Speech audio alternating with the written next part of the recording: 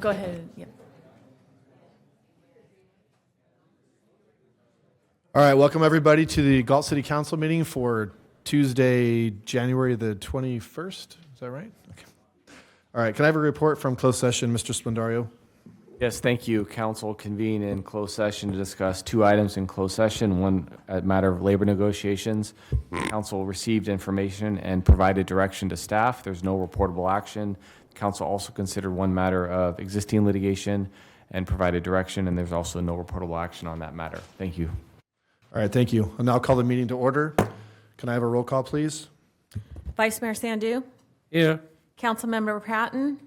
Councilmember Reed. Here. Councilmember Rodriguez. Here. Mayor Farmer. Here. All right, if I can ask everybody to join us in a silent prayer. Please stand.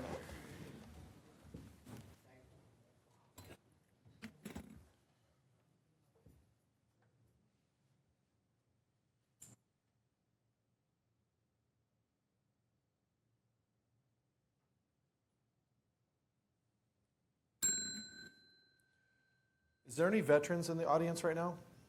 Mark, would you like to lead us in the pledge?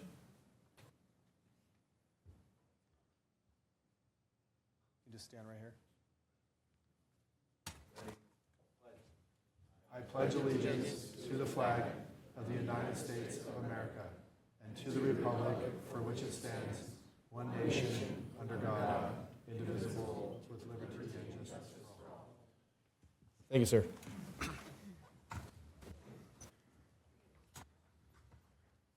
All right, Tina, can we please have the replay statement? This meeting of the Galt City Council is recorded with closed captioning.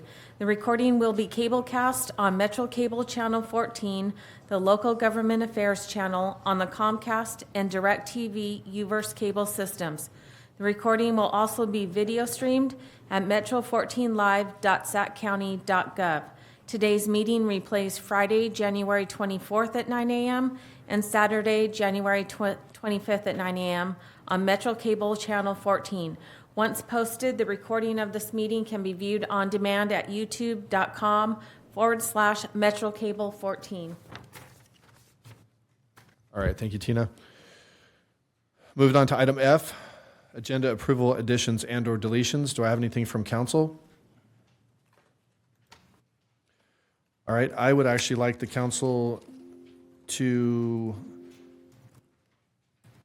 request that we move item, give me a second here.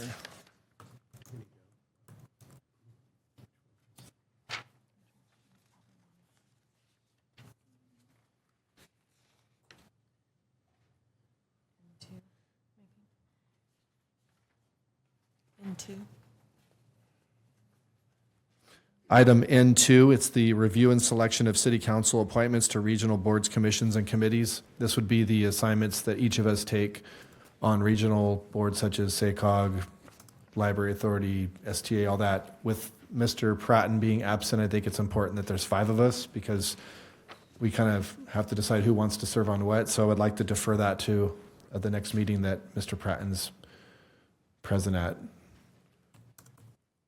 Yeah, I don't have a problem. We can That'd table. be okay? Yep, I agree with that. All right, so we're moving item N2.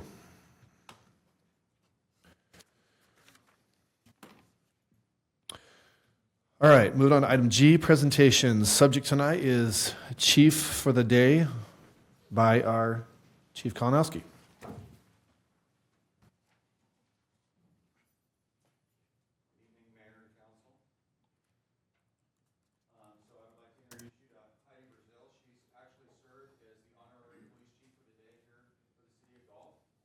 So we had a busy day. We didn't start too early this morning because we have a long night with City Council. However, Heidi won or bid on this opportunity to serve as the chief through a fundraiser we had with Harminder Graywall's memorial that's going to be unveiled later next month. And so first and foremost, on behalf of the Galt community and the Galt Police Department, I thank you for your generosity and your willingness to frankly work with me all afternoon. I'm sure there's some directors that are in awe of that. However, It was a great day, and one of the objectives was to try to build some legacy projects for the police department. And one of those is building some sort of police foundation, and we've done some work on that early on, but Heidi's agreed to help the organization move that forward and bring that to a reality here in the next year. And so we did some important work on that. In addition, we went to briefing. We went up to Elk Grove and left some flowers because today was the 3rd anniversary of Ty Lenahan's passing. And as you know, Ty Lenahan was also a Galt police officer for a time. So we took some time to do that on behalf of the police department. And then, of course, I wanted to take the opportunity to present Heidi with an honorary police chief's badge. It actually is a police chief's badge, was not purchased with department funds, rather personal funds. And it says that Heidi Brazil, Chief for the Day, in honor of Officer Harminder Graywall, end of watch, 8/26/2021. So thank you for your service. Thank you. Is there anything you'd like to say? I just want to thank the chief for the opportunity today. I also want to convey that I think it's very easy for us as a community to forget or not recognize what goes into the day-to-day, so they're ready to respond in your time of need. So thank you for all you do, and thank you to the officers, especially the ones I got to meet today. It's a great department, and it's one that I'm very proud of. So thank you. Thank you, Chief. Thank you, Ms. Brazil. All right, moved on to item H, public comment. Tina? Under Government Code Section 54954.3, members of the public may address the City Council on non-agenda items. The public comment section is for the City Council to receive comments. Except for brief responses to questions, no discussion or action may be taken on any item that is not listed on the agenda. Please limit comments to a maximum of 5 minutes. Consistent with the City Council procedural guidelines, the mayor reserves the right to shorten the time limit for speakers to ensure the efficient and timely completion of all city business on the agenda. First, we have up Larry Eidson.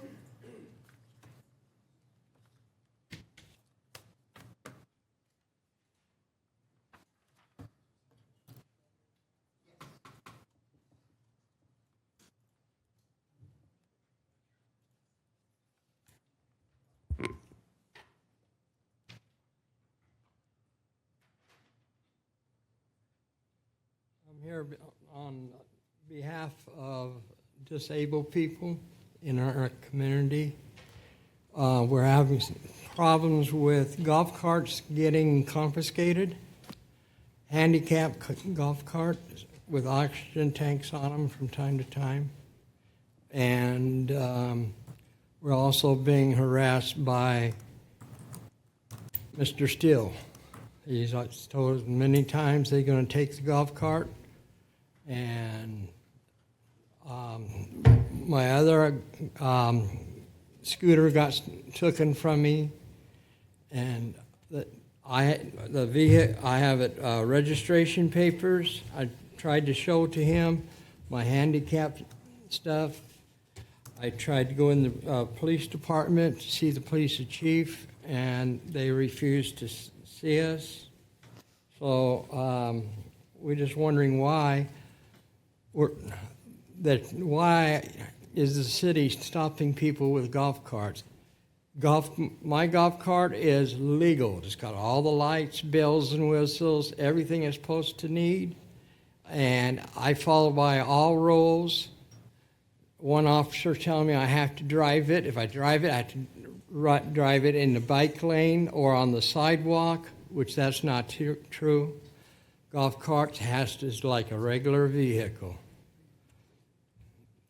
So I'm just wondering, what do I do? Where do I go? I got my title. I got my everything, insurance from Rose Levine.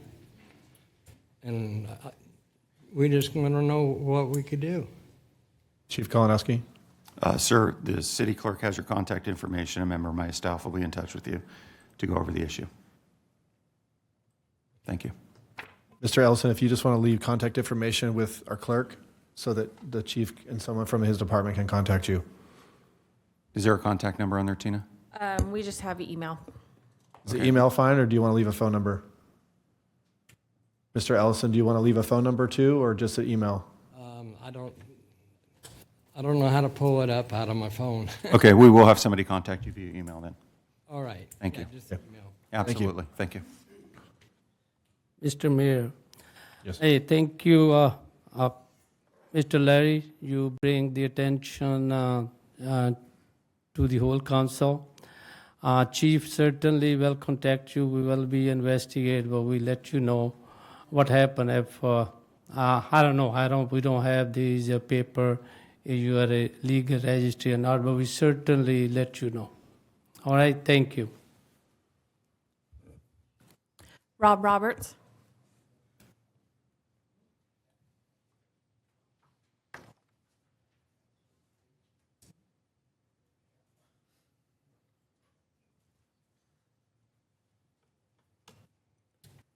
Hello, council. I'm going to read my my concerns here. So, yeah, it's quite a bit.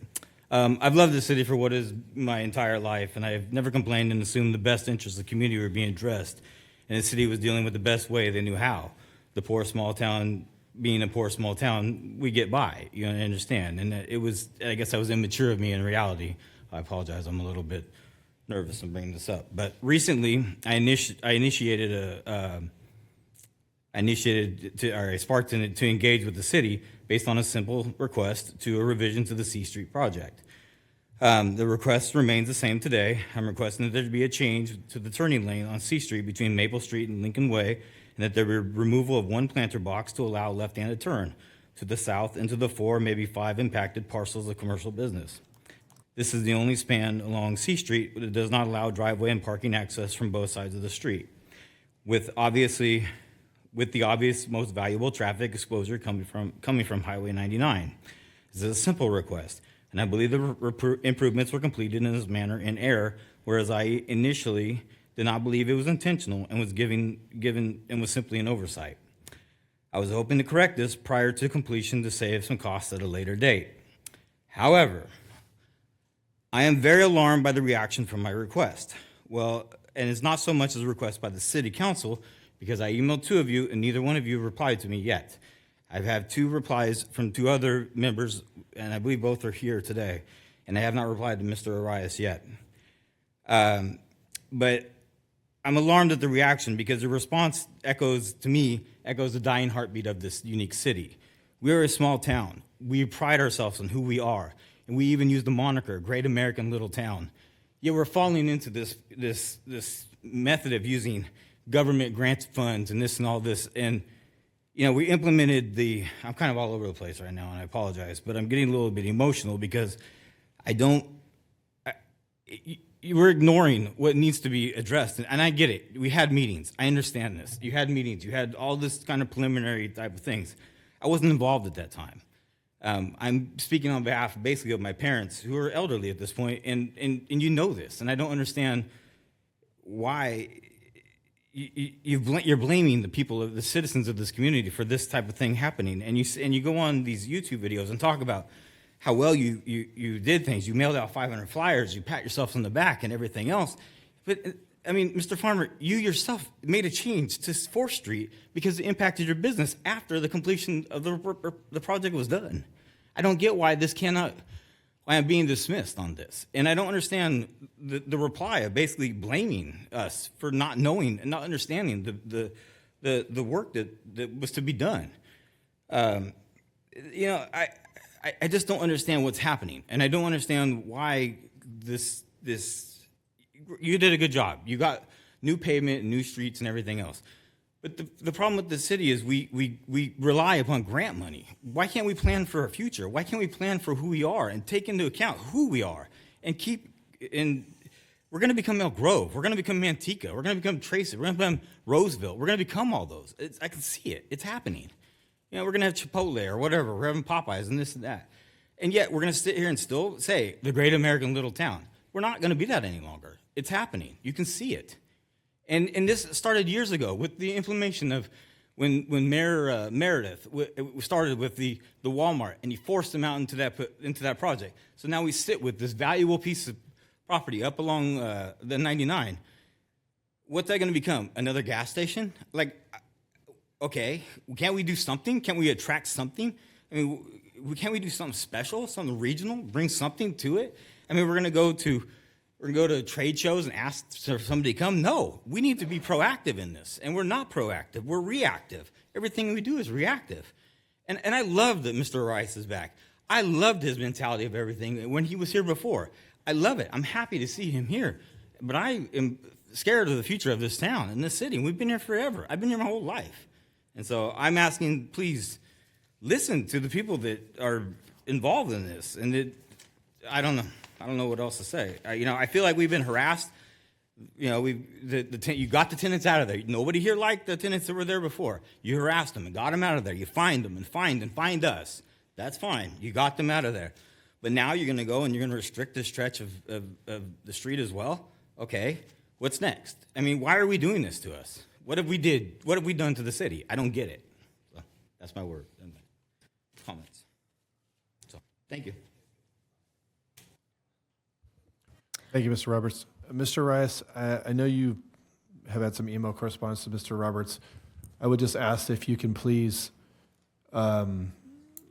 reach out to Mr. Roberts again and see if we can facilitate a sit-down.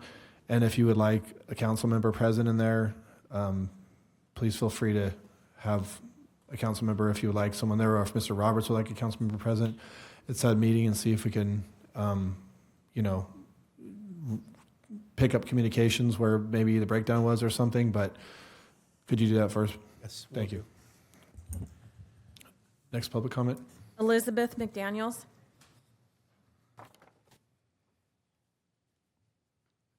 Good evening, everyone. I'm so grateful this evening that you all did the little silent prayer, because I'm going to speak from my journey on my assignment, as I consider it, in this city, in my lane. And I also like that part about one nation under God. So I'm going to give you a scripture. The Word of God says, "The earth is the Lord's, the world, the fullness thereof, and all of they that dwell therein." And I start with that because I'm thinking about that property that sits there at 400 D Street called Galt Place. Hi, Chris. I haven't met you personally, but to the contrary of this gentleman saying how great you've done, I don't know about all of that. But what I do know is that I don't think the tenants there are getting a fair shake when it comes to the overall management. And specifically, I want to know, what is so great about Galt Place that your code enforcement cannot come into an individual's apartment who pays rent there, and they have an inhabitable situation where a toilet tank all of a sudden it's full of mold? Yeah, some things are your responsibility to clean, but some things are just kind of weird in the manner in which it transpired. When you notice these things, when you know that you're a creature of habit, you put your little tidy bowls in, and one day you open and you go, whoa, what happened here? And then there's mold in tenants' apartments, I mean, what are you guys going to do about that? And then Mr. Cyrus Yusoff, or whatever. I mean, like I stated before, the earth is the Lord's. He's the Lord of lords, landlords, and whoever else. And then to gouge senior citizens out of their money, changing horses in midstream. No one heard about all of these, as you say, low-income tax housing credit, and so on and so forth. But then my plight and a couple of others, well, a few others, a whole lot of others, have a different story as to what actually happened when they moved into the building or was promised a certain rent amount prior to moving in the building. A day or two, when you're under duress, you're in stress, you gotta move somewhere. Then your rent is raised, and it's just no explanation. When you go to the management to ask them, well, why is my rent this way and that way? They can't even explain it. True story. Back here in December 2024, I had, for the first time, possibly almost a 2-hour conversation with Ms. Racer Cruz, DeLeon, or whatever her other last name is. And it seemed like it was fairly decent. you know, and I had heard that I'm supposed to be the major issue. It's just a personal vendetta between she and I, and that's not true. In fact, in that meeting, she said, you know, I really apologize for my attitude. She apologized for her attitude, but not for the things that she has done. She hasn't made contrition, and the next day, so I'm going to be a forgiving person. Hey, how you doing? She's walking up the hallway. So she gets near me, and I go, girl, do you have glasses or you got hearing aids? Can you hear me? She said, yeah, I heard you, and walked right past me. This is the type of demeanor and attitude and behavior that many tenants suffer through racial crews, and we really want to remove from that property. We're going to, I think, going to be in on the next agenda or something like that, some other tenants and stuff. But to take your finger and point it in some person's face, accusing them of something. 2 tenants, they came to me. I didn't go to them. They came to me, since it's supposed to be a personal vendetta between race and I. It's not. It's not. Cyrus Yusof needs to really come in and respect those that are there as senior citizens in that building. And I'll say this one last thing. I'm not saying all that I wanted to say, but this one last thing. I made this comment before the other city manager. If you don't do something about what's happening there at Galt Place, their blood is going to be on your hands. And it's horrible what's happening. These are, we're elders. I'm 63. I know I look good, but I'm 63, you know? I didn't sign up for anything that I'm being put through, and many others are being put through there at Galt Place. So please, sir, I ask you to contact Mr. Yusof, let him come in and speak with the tenants. You know, don't just be in the shadows behind you, because nothing is being done, and we want something to be done. Okay? Thank you.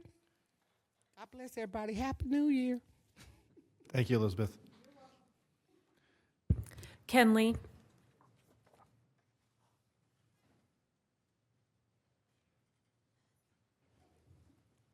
Good evening, council members. Life over 70, I live on a limited income of slightly over $1,200 a month. $700 of it goes to the rent. That's supposed to be low income rent.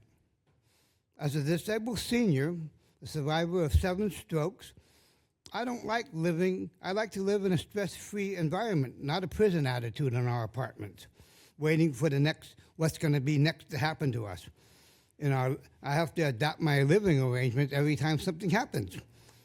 We had 2 arson fires in 2 days, okay?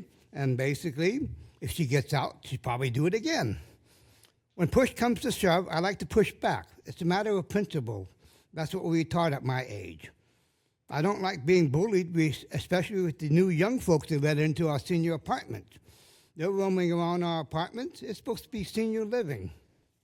Okay. I also like to acknowledge Walmart for the steps they did to be a good neighbor. They added the gates to the rear to prevent the truck's access 10 to 7. They painted the pedestrian ground for showing the markings for pedestrians, and they have visible pedestrian signs.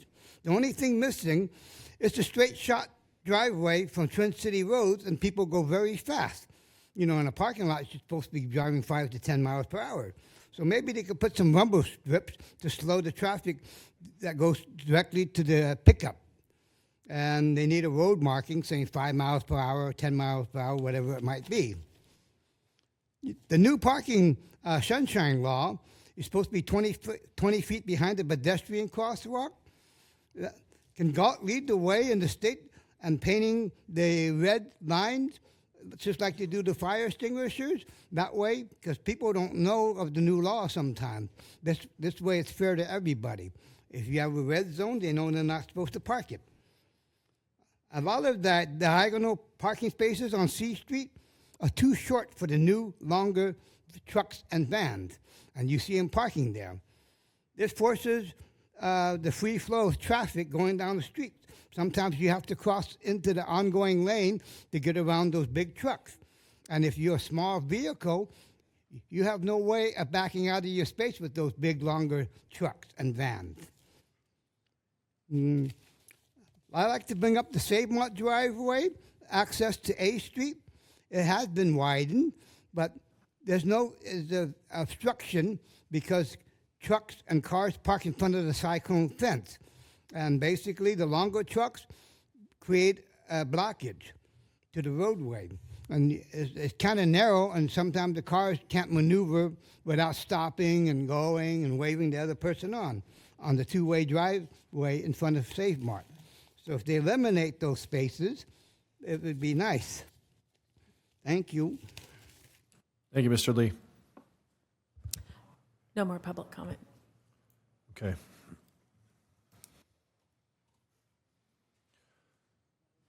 All right, moving on to item I, reports by city council members on regional boards, commissions, and committees. Vice Mayor Sandu. Mr. Mayor, nothing to report tonight. Thank you. All right, thank you, sir. I know it's a silly question. We'll just go through the return. Anything to report, Mr. Reed? Nothing. Ms. Rodriguez, anything to report? Nothing. All right, thank you. I myself have no official appointments to report on, and just wanted to state that I did attend the memorial service, or not memorial service, but the remembrance for Officer Tan this past week at the outside of City Hall. So it was a good ceremony, Chief. Thank you. I know there was some of us attended, but I know some of us couldn't attend, but wanted to. So thank you. It was a good ceremony, and thank you for doing that every year. With that, moving on to the consent calendar. Item J. It is recommended that items 1 through 8 be acted upon simultaneously unless a separate discussion and/or action is requested by a council member. Council, do we have anything on the consent? I'd like to pull 4, if that's okay. Item J4. J4, sorry. Okay, that's the award of construction contract for the Gore Aquatic Center water slide placement project. All right, and then also myself. Anything else besides that? No? Mr. Mayor, I don't want to pull the item just for the clarification. I did ask the question, Curly Sanders, about the warrant number 234393. I did that answer is this is a consultation firm, but you might be no specific about that warrant, what kind of service they did. If he's not, then give me information later.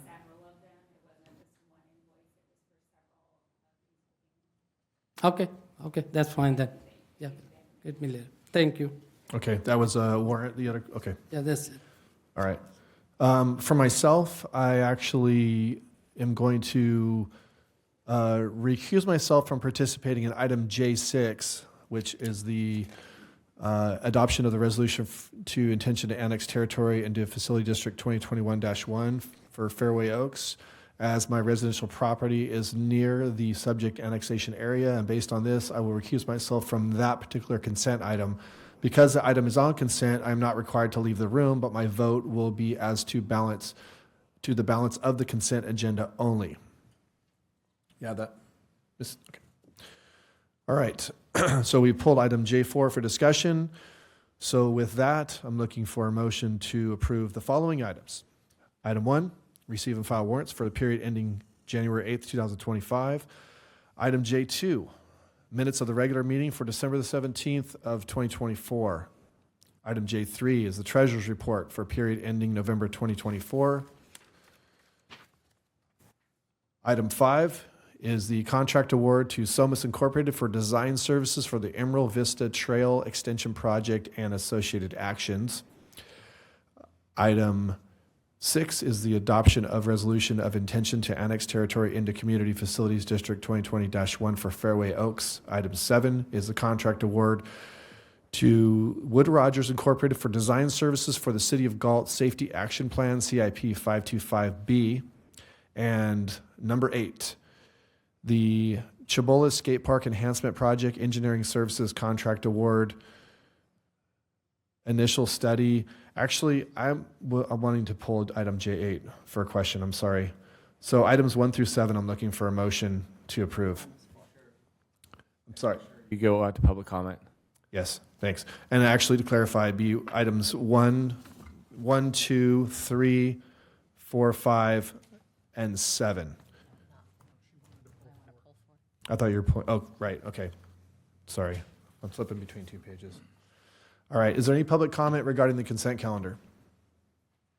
Yes, sir. Please state your name. My name is Patrick Byron. I'm a resident of the city of Lodi, former Parks and Rec Commissioner for the city of Rio Vista, and a member of the Skate Park Steering Committee for Lodi as well. I just had some questions and comments about item J8. I don't know if you want to do those now or if you want to hold them until after we get through. I did pull that item for discussion, so we'll vote on the consent and then we'll talk about that item specifically. So if you just want to hang Perfect. out, you can. Thank you, sir. All right, thank you. All right, items 1 through 7 excluding 4. Do I have a motion? Move. So moved by Vice Mayor Sandu, Second. second by Councilmember Reed. Have a roll call vote, please. Vice Mayor Sandu, Aye. Councilmember Reed, Aye. Councilmember Rodriguez, Aye. Mayor Farmer. Aye. Consent calendar items approved. Item J4, Ms. Rodriguez.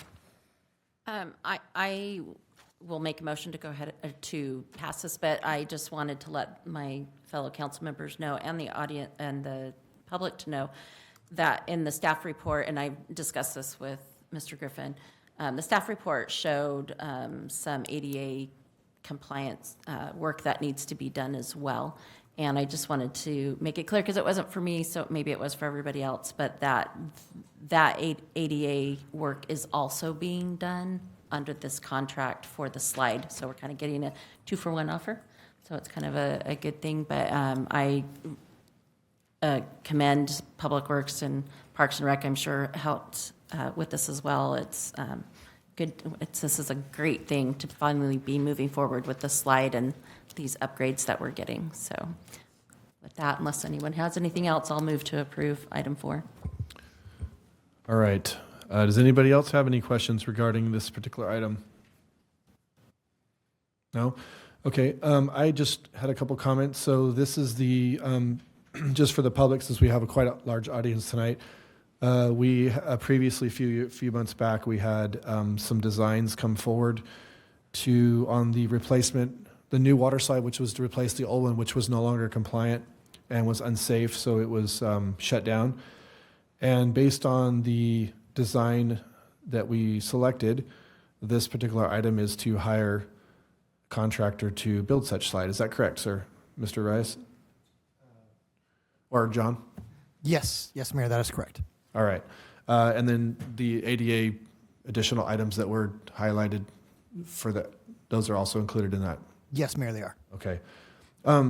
Do we have a scope, and I might have missed it in the staff report, do we have like a scope of time that we expect this, when will it start and when will it end, do you think? It will likely start sometime in March, and it will take pretty much most of the spring and summer. It'll be complete prior to the 2026 Aquatic Center season, but it will not be ready before the end of this year's season. Okay. But the Aquatic Center will still be open, that area will be like Correct. Yes. marked off or whatever. So construction will continue, but okay. Correct. All right. Well, we look forward to seeing it. It's been a long time coming, so it'll be exciting. All right. Well, with that, I will ask for a motion to approve item J4, which is the award of construction contract for the Gora Aquatic Center Water Slide Replacement Project CIP 553I, actually. So moved. Moved by Councilwoman Rodriguez, Second. seconded by Vice Mayor Sandu. Can I have a roll call, please? Vice Mayor Sandu, Aye. Councilmember Reed, Aye. Councilmember Rodriguez, Aye. Mayor Farmer. Aye. Motion approved 4-0. Item J8, the Chabola Skate Park Enhancement Project CIP 523I, Engineering Services Award, Anticipated Mitigation Negative Declaration. Mr. Griffin, can you just give me just a quick, just for the audience, what this item is? Yes, Mayor. So the item before council tonight is to award a design contract to Helix Environmental Planning for the design services for the skate park. There was public outreach conducted and also presentations to the Park and Rec Commission and City Council on options, and we're moving forward with an expanded option as discussed in the staff report. So the RFP was issued late last year, and a total of 5 consultants submitted proposals, and the team that reviewed the proposals identified Helix as the most qualified. There are a couple of points I want to touch on about the Helix team.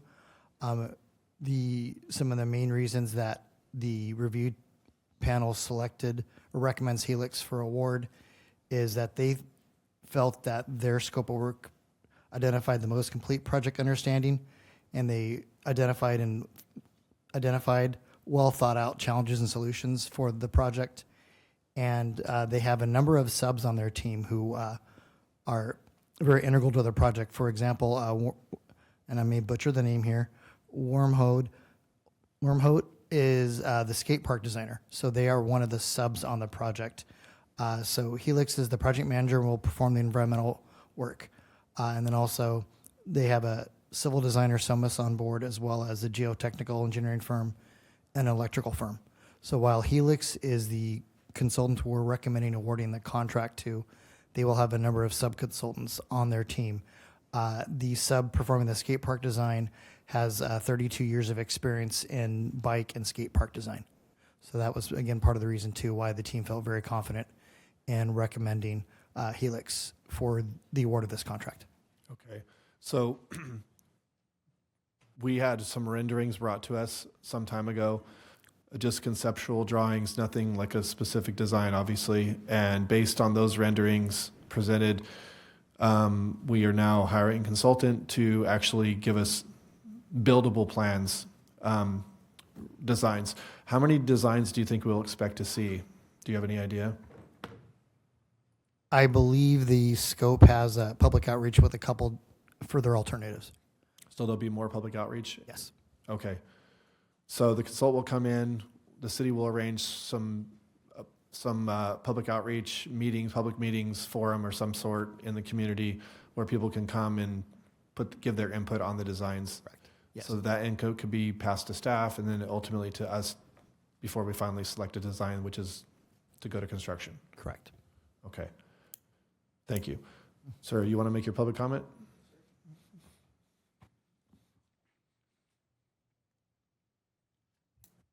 First of all, on behalf of our local skateboard, scooter, and BMX community, I'd like to thank the council for approving this project and for listening to us. Early last year, I know we had a meeting and we decided to go with a concrete skate park poured in place, and so we're glad that that's happening. We're glad to see that we brought in a company to do that. I did have a couple questions.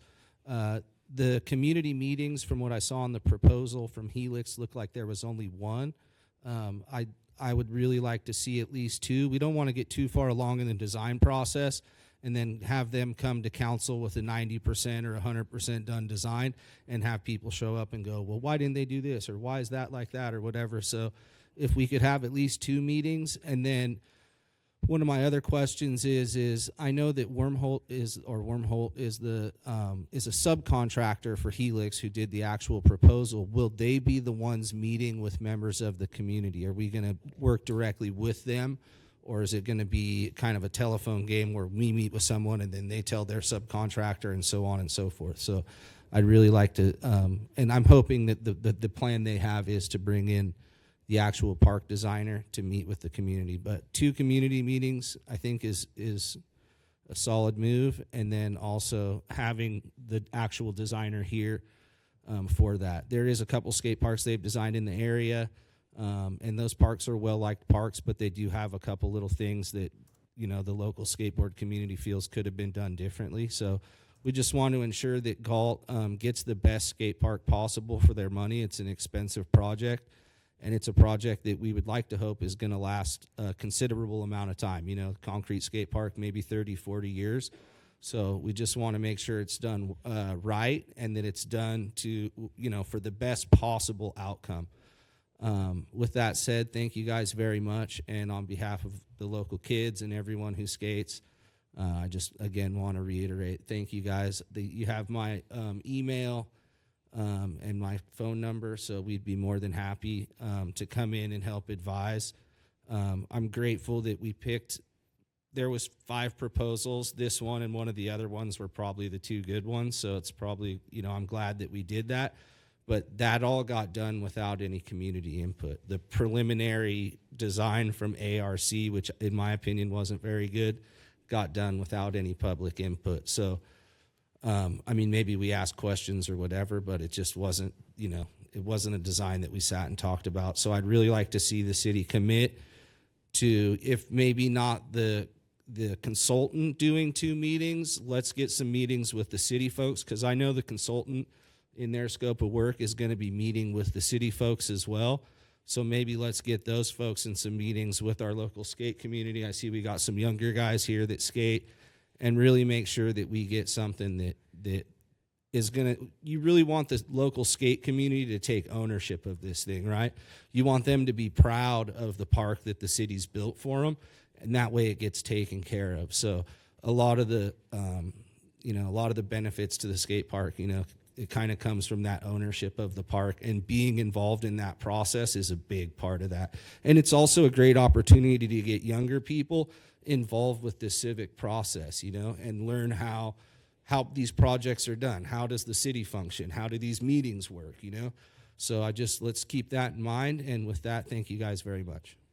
Thank you, sir. I appreciate your input. Mr. Griffin, our contract with the consultant includes how many public outreach meetings? Is it just one? I'm not certain, so I will. Okay, if you could please follow up on that. And also, I think, I would like to know what we're getting, if it's only one, and maybe we could ask if, for the money we're paying, like if they could facilitate, maybe if they're saying, we're only doing one, so possibly we could do 2 shorter ones or something. We definitely want to get maximum input, right, on these designs. And I can say that, and I'm sorry, I couldn't catch your name.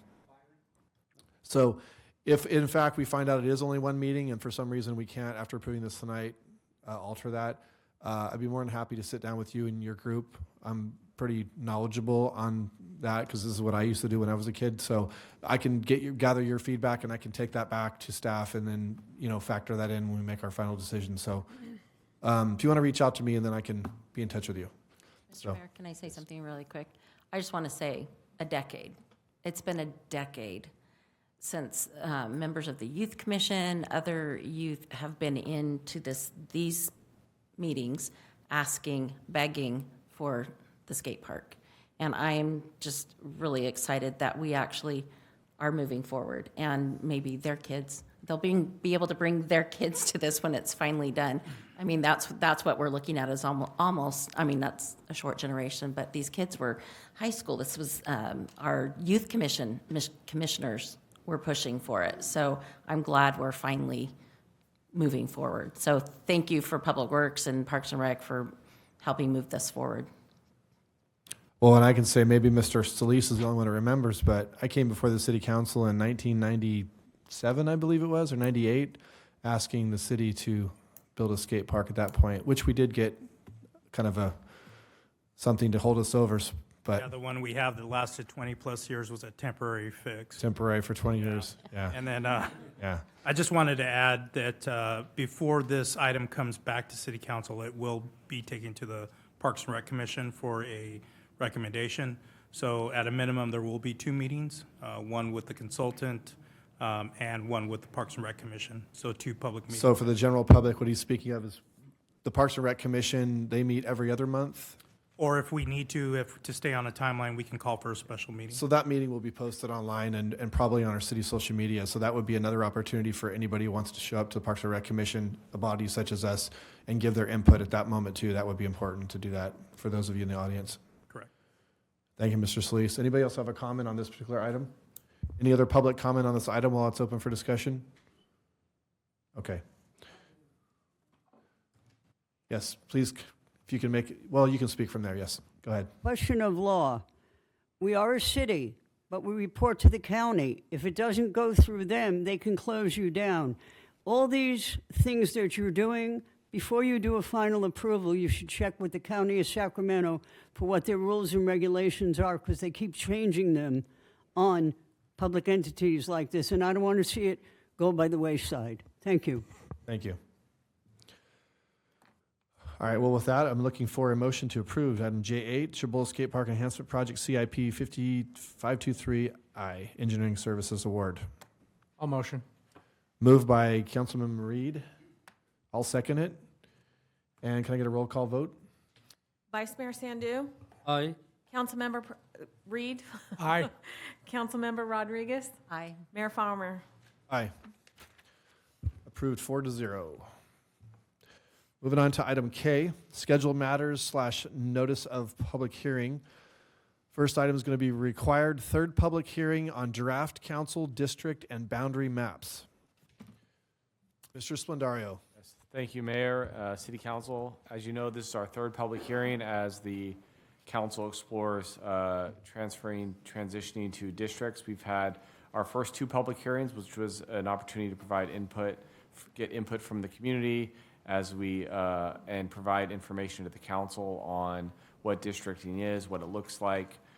This was all, again, just for the benefit of the public, this was all precipitated by a letter we received threatening litigation if the city does not transition to districts under the California Voting Rights Act. That's discussed in more detail in the staff report, but again, for the sake of time and because we covered this ground, I won't go into all of that tonight. But tonight's third public hearing, we have listed again from Redistricting Partners. She'll be walking the council through this and be discussing some preliminary maps that have been drawn based on 4 or 5 districts, depending on what the council preliminary is directing. So we're going to conduct the public hearing tonight. You're going to receive information from the demographer in terms of potential maps. This is not the final discussion. There'll be no final decisions, but they are looking for some direction, whether to, as to some potential maps, the district boundaries, and preferences on 4 or 5 districts. We will have our 4th public hearing on February 18th, where again, we'll take a look at the draft maps. The city has been posting and requesting draft maps from the public to identify community of interest. I think we've received 2 to date. Under state law, we can only consider draft maps that are prepared either by the public within 7 days of each hearing. So we did get, I think, one that was after the 7 days, but that will still be part of the packet and something that the council consider at its February 18th public hearing. And without further ado, I'll kick it over to Liz. Okay. Thank you, Frank.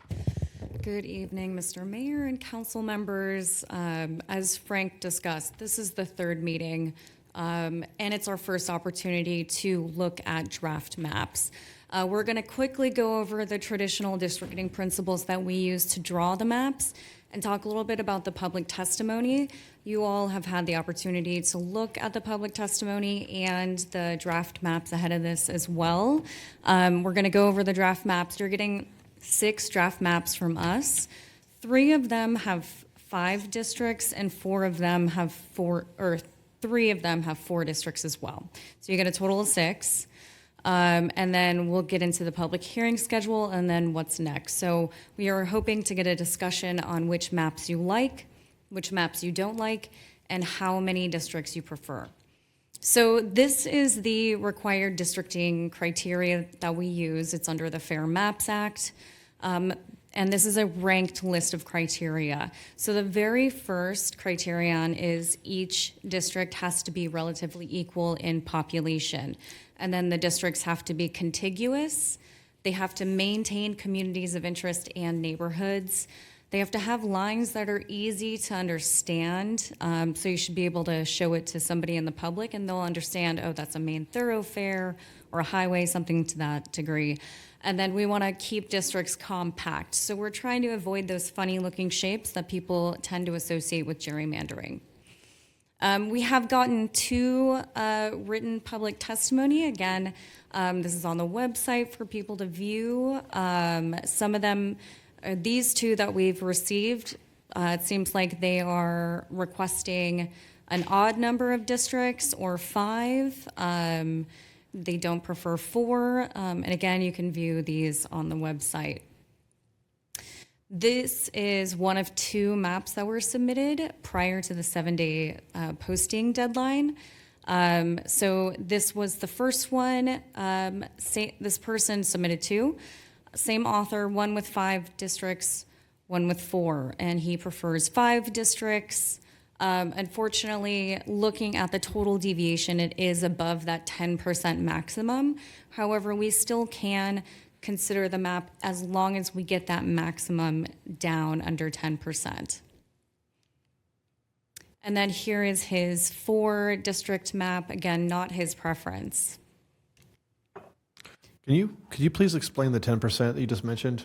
Yeah, so when we look at the criteria, the number one criterion is it has to be relatively equal in population.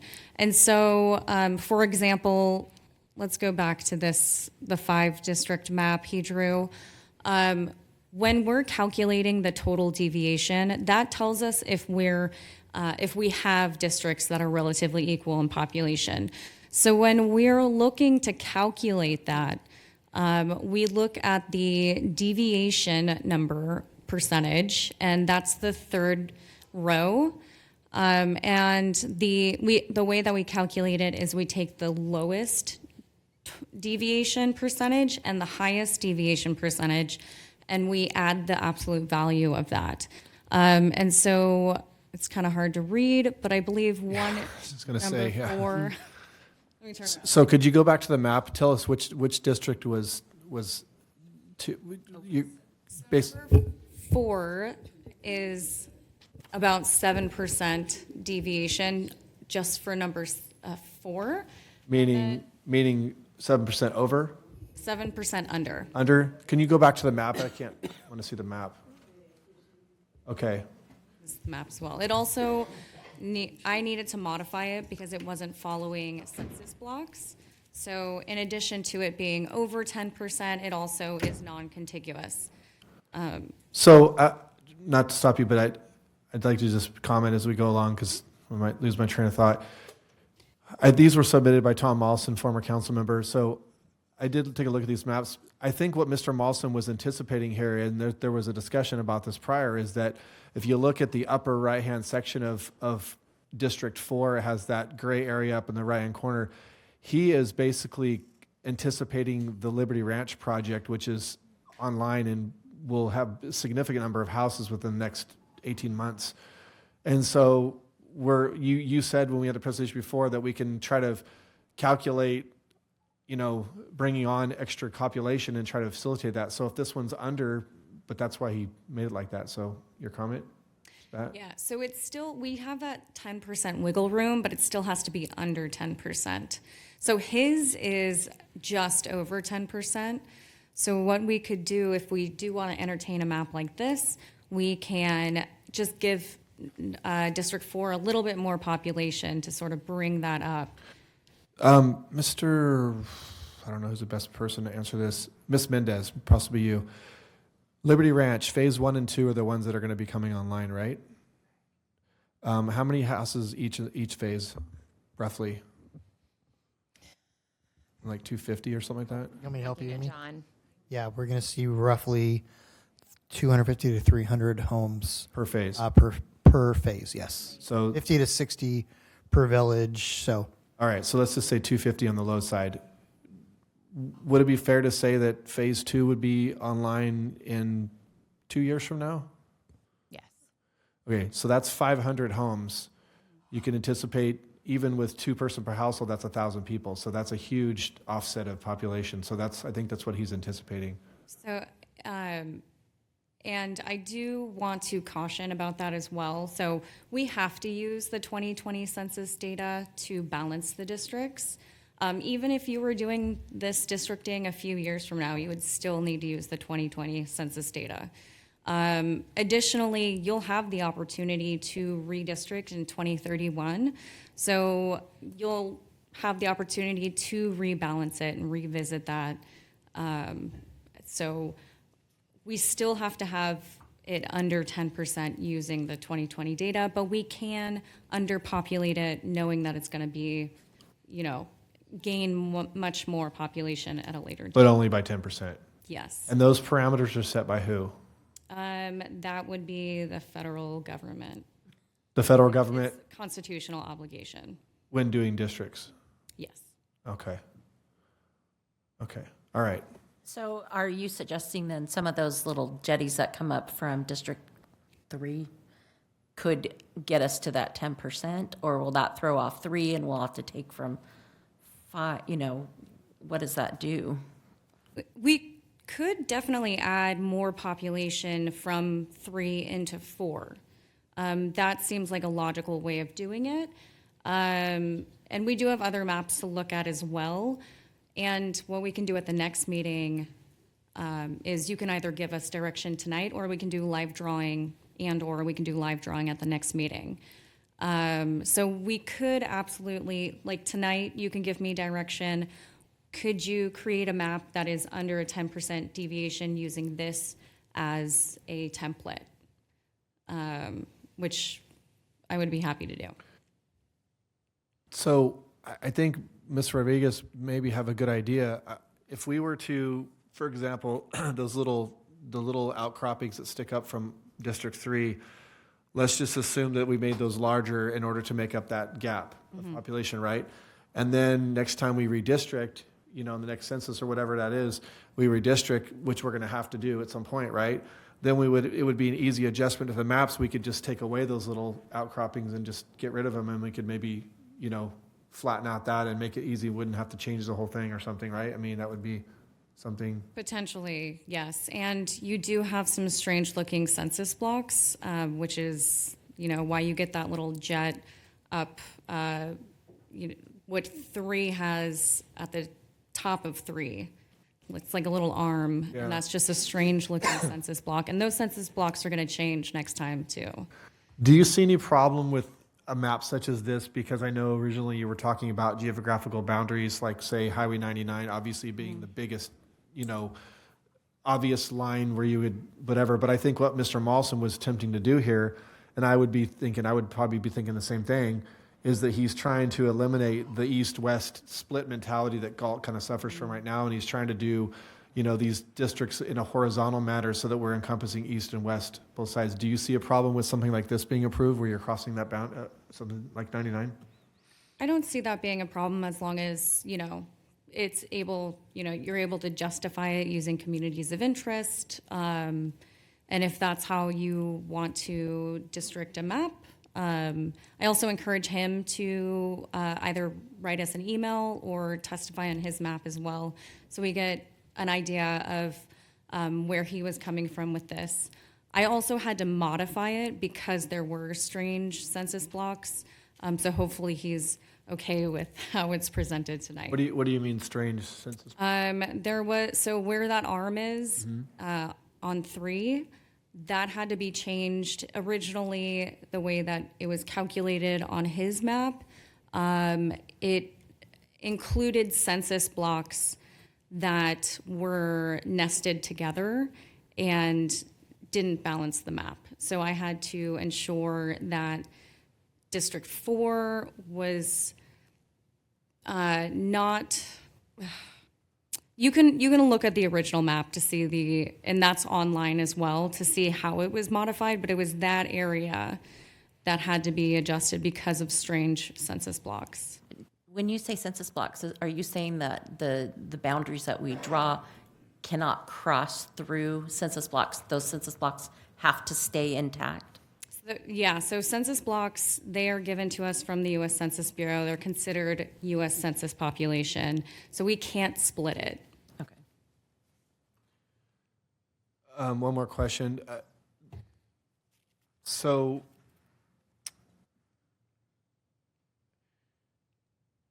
just for the public watching, we're using census data, so we're not by any means really looking at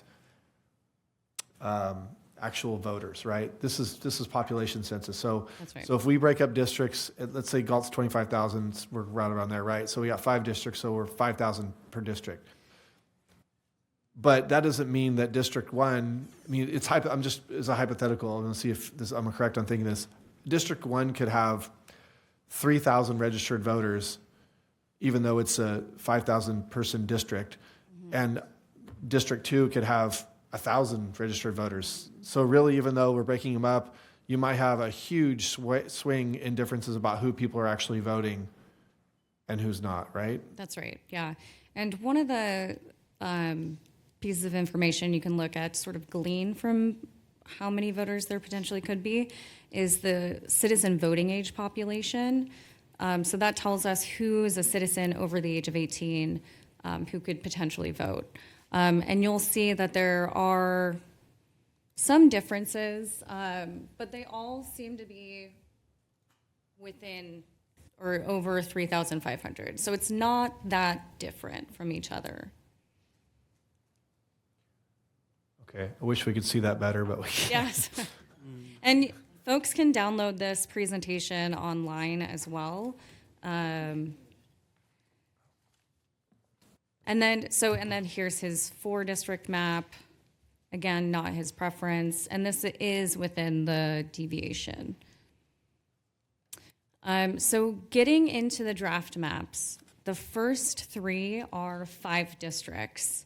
The proposed sequencing is just a proposed sequencing that determines which elections are up when. And currently we have it as all the odd districts are up in 2026, even districts are up in 2028.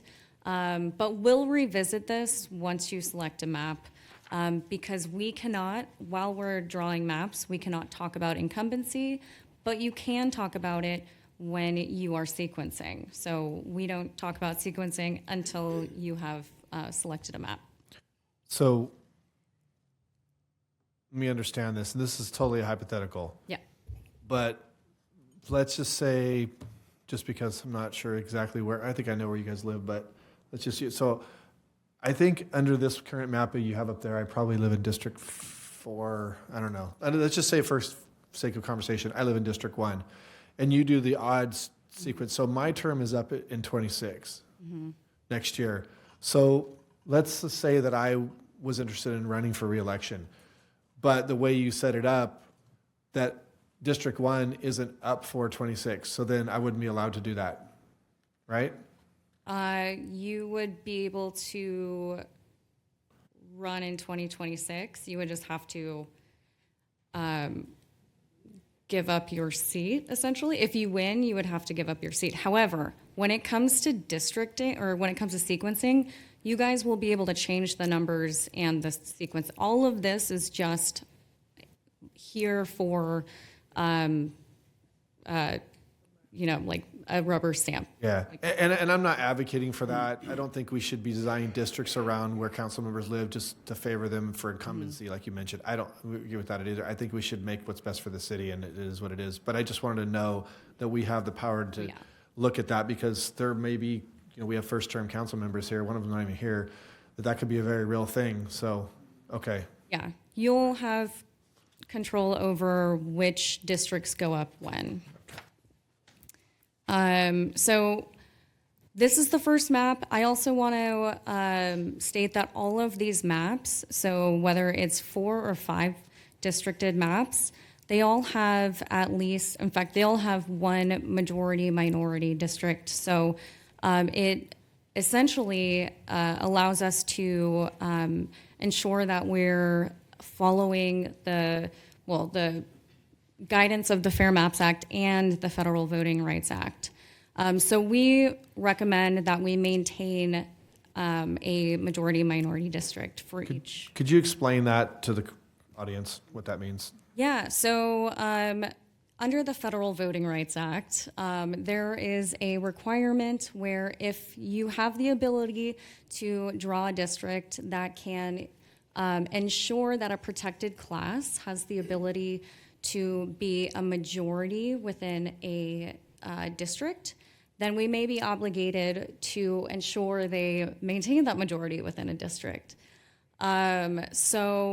Again, and that would be Section 2 under the Federal Voting Rights Act.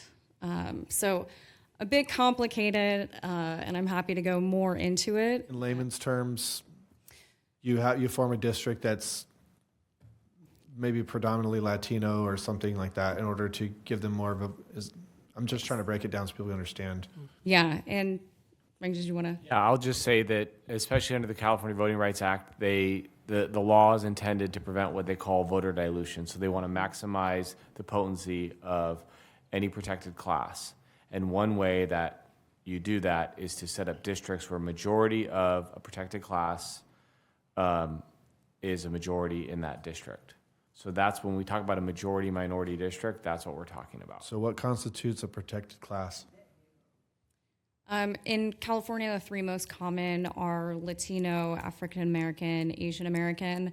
It's ethnicity based, is what I'm getting at. It could be predominantly, and this is the civil rights, era legislation. So it's also, it could be religious affiliation as well. But it, yeah. Seniors aren't a.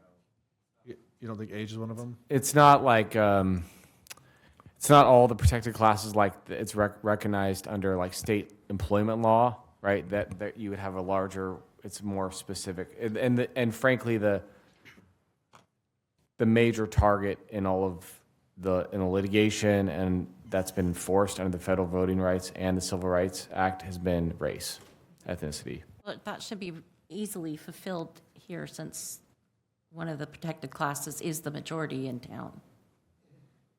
Yeah. So all maps should be very easy to come up with a protected class. So every map here has at least one majority minority district.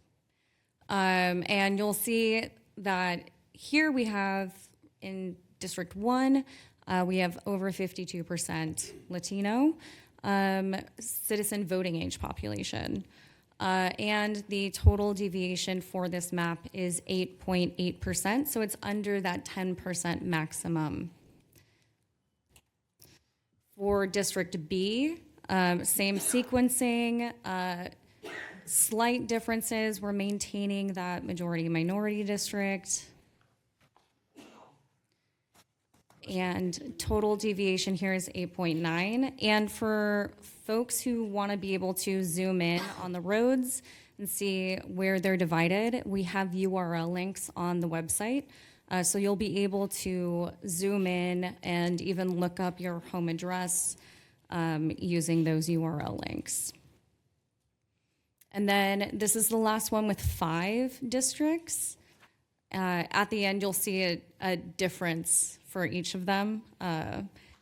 But here you can see a much more compact District 5. That's probably going to be the area where you're going to see the most growth. So let's take a look at the deviation there. 5 is slightly underpopulated. We could probably underpopulate that more if you would like. And then, of course, maintaining that majority-minority district as well.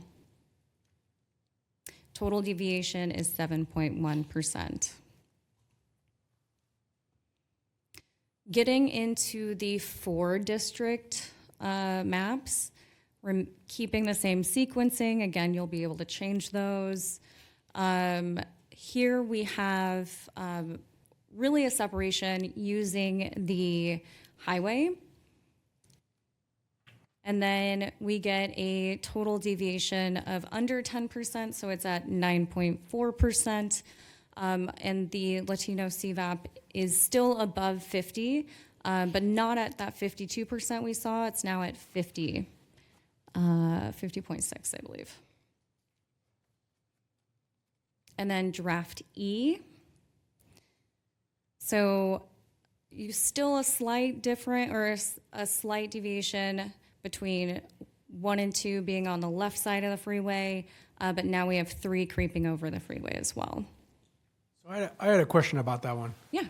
So we talked about the whatever that word is that you used. Contiguous. The districts. So now Section 3, right? The only way across Highway 99 in the city is either Twin Cities, which is well above that section that's on the west side of the freeway, and then the next way to get down there is down into District 2. So how does that become? How can you attach that west side of the freeway to the east side of the freeway? I think that's Amador going across right here. Yeah. Amador's connecting it right here. No, Well, if you look zoom at that. Look at that map. It's different. 'Cause that's down here. That's Walnut. That interchange you see up there? Yeah, it's barely, Walnut. It's Walnut Avenue. Yeah, which doesn't cross the freeway. Well, I don't think, yeah, and contiguous, right? Is that the word? Yeah, so that would be. That doesn't mean that they have to be, that doesn't, I mean, the definition of that word doesn't mean they have to be, contiguous can just mean not separated into pieces or like having, and then tiny little thread that doesn't, you don't mean travel contiguous, you just mean like map, right? There are two different concepts of contiguity. One is literal, which you're referring to, and then there is travel contiguity. So we want to think about two of, both of them at the same time. If this is not travel contiguous, that's probably a good reason to throw the map out. So hearing things like this is really helpful to us as demographers. And we can either, just throw the map out completely or make changes to it where it could be travel contiguous. But I think that's a really good point to bring up. Ms. Johnson, we will have a public comment in a moment, and I see your hand up. I'll let you speak. Thank you. Yeah. Thank you, Mr. Mayor. So here we have a total deviation of 8.7%. And again, we have a Latino CVAP in District 1 with over 50%. And then our final map, so this, again, uses the freeway as a divider. And you'll also notice that the island up in top always goes with the district where you can literally travel to it. So whichever has the fastest road to that island goes to that district. So it's in District 2 here. Again, we're maintaining that majority-minority district. When we look at, so I believe 3 is the area that is predicting growth. It is at a negative 3.6%, so it's underpopulated. Additionally, we have a total deviation here of 9%, so it's still under 10%. So we're just going to look at the draft maps back to back so you can see the differences. So these are 5 districts, so A, B, C, and then we have our 4 districts, D, E, and F.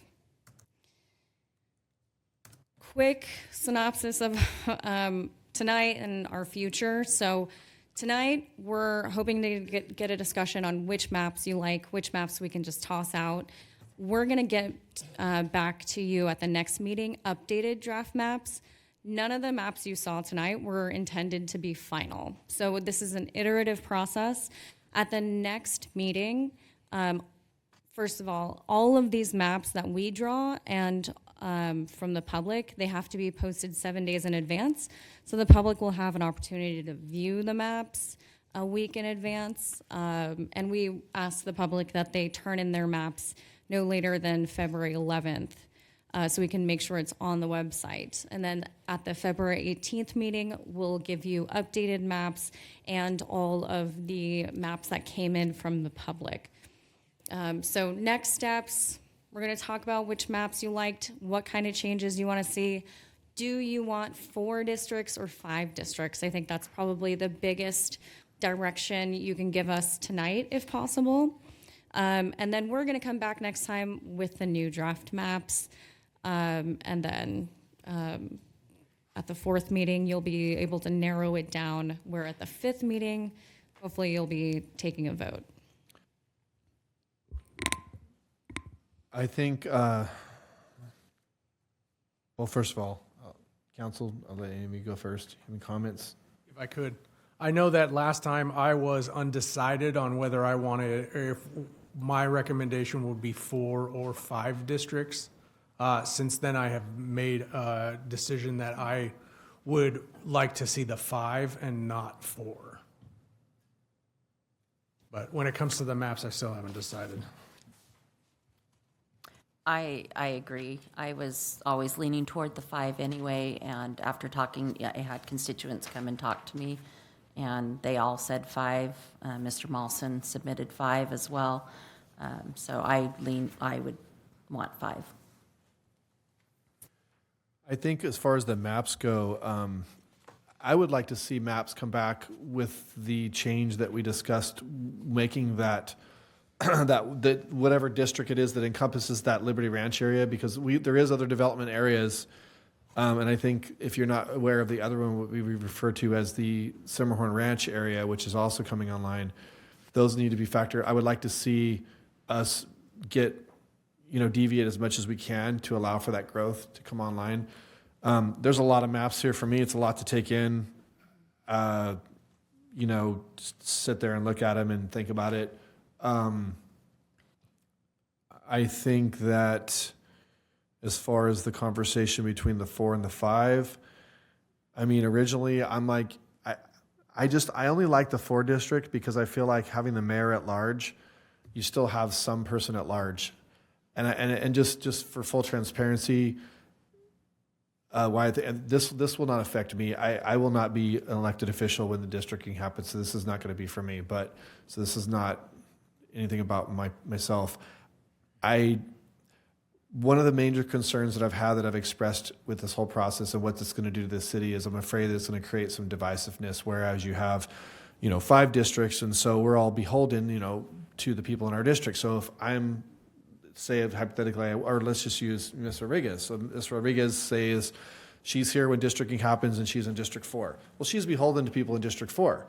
So if we're talking about Measure Q money, for example, and we know that Measure Q money would be best served to fix a park in Meadowview, which is not her district, but there's a chance that Ms. Rodriguez, and I hate to pick on you for this, but not to say you would do this, but it could happen, might advocate more heavily to have that money spent in her district because she doesn't please the people in her district. They're not going to reelect her.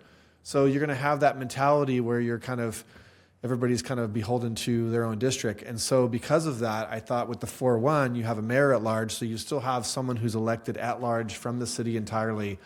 So there's some semblance of still having it at large, but it's just the one person, and they could act on behalf. There's still only one vote, of course, but they can act on behalf of the city. So that's the only reason why the 4-1, to me, I like that idea.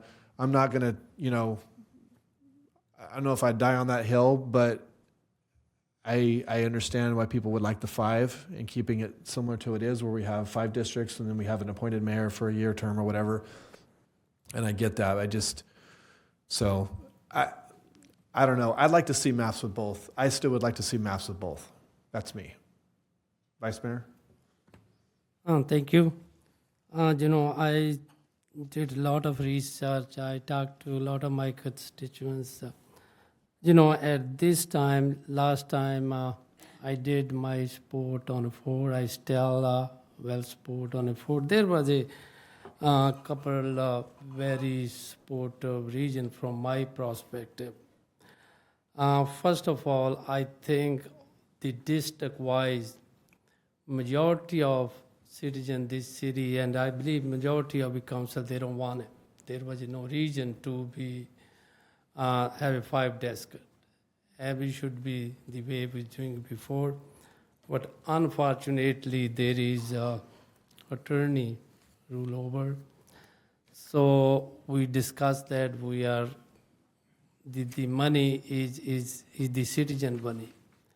We don't want to spend any money, go through the lawsuit. So that's why we all decided to go through this thing. Thing is, the mayor mentioned elected mayor and the appointed mayor. Well, I go through a couple term as a mayor. When you have a elected mayor will be chosen by the citizen. They will not be appointed by the council. Because since we can have a small population, each district, there can be a lot of agenda item. Hypothetically, if I'm going to, in my district, for example, I'm not make a decision I'm running or not, maybe not. But I'm talking about hypothetically, I'm running on my just 5,000 population, and there is a very regular basis citizen, they get us, this is the problem, this area, this is the problem we have. And most likely that elected official, they're gonna have, most likely his focus gonna be that one. At this way, at least one person can be all over when you making the agenda. That person can making the agenda, he can be elected by the whole city, not from the one city, just one part of the city. And then also there is, I see the difference region I'm supporting on 4 at this time. If we divided in a 4, at least, the voter count is 6,500. If we on a 4, it's usually a 5,000. And that's also a little bit bigger on district. I was reading on the next meeting, just bring a 4 and 5, and we're gonna have more input from the public. That's what the public say. A lot of people still is not sending the written comment yet, but they are ready to send the written comment to the council. So let's wait for the next council. Thank you. I just want to piggyback a little bit on what the vice mayor said. He actually brought up something that made me think. One of the things, and I think that as we go through this process and the public become more aware of this, and I'm glad that we have this long process and we have all this input, because people are coming up to me now and they're like, what's this thing with the district? And they're just now becoming aware of it. This is a really big deal. And one of the downfalls of this, and well, not downfall, but what's going to happen, and it's very likely, is you're going to have some, for those of you who are watching on TV and in the room, you could very well possibly have a district where it's uncontested. So you have a person who runs in your district and nobody runs against him. That's your council member. He's your representative. You don't have to like him. You could hate him, whatever, but he's who you got, and you're stuck with him for 4 years. Not like now where you can vote every 2 years to change the makeup of your city council. It's a 4-year commitment, which is another reason why I think the 4-1 makes sense, because you could say, well, I got Mr. Farmer running in my district. I don't even like that guy. I mean, he's terrible. And I don't want to vote for him, but he's the only guy running in my district, so I guess but I can still vote for an at-large mayor, and I'm going to vote for Paul as the mayor because I think that at least he'll be my good representative in the council, and he'll represent me, and I think he'll have my interest in mind. And that's another reason why I feel that the at-large mayor is a very powerful and important thing to have. So just wanted to state that. If you're done, we can go out to public. So again, as far as look like I don't think we got a council member missing. I don't think you're going to get a clear direction on the 4-5 thing. I think we've each asked for maps on both. So if that's not an issue. So, and maybe you'll do this once you hear from the public, but just a little bit more direction in terms of what you want to see from the map. So if there are any changes you want to see, or even I can try to make that one map travel contiguous, I'll make adjustments to the map where we can underpopulate areas and I'll work with staff to identify the areas where there's growth. And we can underpopulate those areas and still maintain an appropriate deviation size. And I do recommend that you give direction once you hear public input. So you are looking for direction, not like an actual vote, right? Yeah, not an actual vote. I think it would just be helpful to, like she said, this iterative process. Obviously, there's a little bit of there's not clear direction on 4 or 5 because we have 4 of us here today. And there's a little bit, disagreement on that. So that's fine. But if there's any way to shave a little bit of the 6 maps into maybe 4 maps, that would be helpful. Or, hey, this is what I'm liking about the draft maps we've seen. This is what I haven't liked. Just so as they come back with 4 and 5 district maps, maybe they can bring something back that's closer to what, the council's thinking after obviously taking public comment. Does that make sense? I do have a couple questions for you. So looking at where I live, because I know that neighborhood very well, all of the maps split the neighborhoods and split those walkability elementary school areas. And so I didn't ever think about the schools, communities, this is city council, school, mixing church and state. But when we're talking about community members with the same schedules, the same activities going on or whatever, I feel like that north end, those two that were up there, that they split a significant school community. And I haven't looked at the others, but it would be interesting to see. So I don't know if that ever comes into play, the school communities? Absolutely, yes. Okay. That is a well-recognized community of interest. And I can work with staff to ensure we create a map where it keeps them together. So identifying if there are communities split, that's absolutely something we want to hear, and create maps that keep them together. So I'll work with staff to see if we can keep that community you talked about together. I think the one thing I would like to see, like, I know Highway 99 divides east and west, right? And it's always been a thing. And I'd like to see more of the districts that cross 99, but like we talked about earlier, the travel between the two, right? Because there's only a couple of ways to get across 99 in this town. And I'd like to see more of that, and then the underpopulating of the area that we've been talking about, the new up by the high school. That's my two things on that. So maps with 4, maps with 5, making sure you're cognizant of protected groups, natural boundaries, school community people. Yeah, it's just easy, right? Easy peasy. I mean, how simple could that be? I wouldn't want your job, to be honest with you. I don't even know how you're going to be able to do this. I do want to, you mentioned to the we're going to go to public comment here, but I want to tell the people, in case they missed it, if you want to submit a map before the next meeting, it needs to be turned in by February the 4th. It has to be in 7 days. So the next meeting is February the 11th. So. No, 18th. Okay, so the 18th, I'm sorry.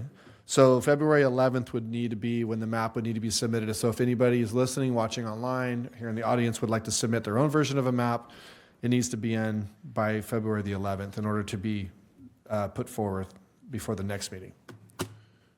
So, got all you need from us right now? All I need from you. Okay. And we can hear from the public now. All right, public comment? We had a couple before you, I'm sorry. Chris Brossman.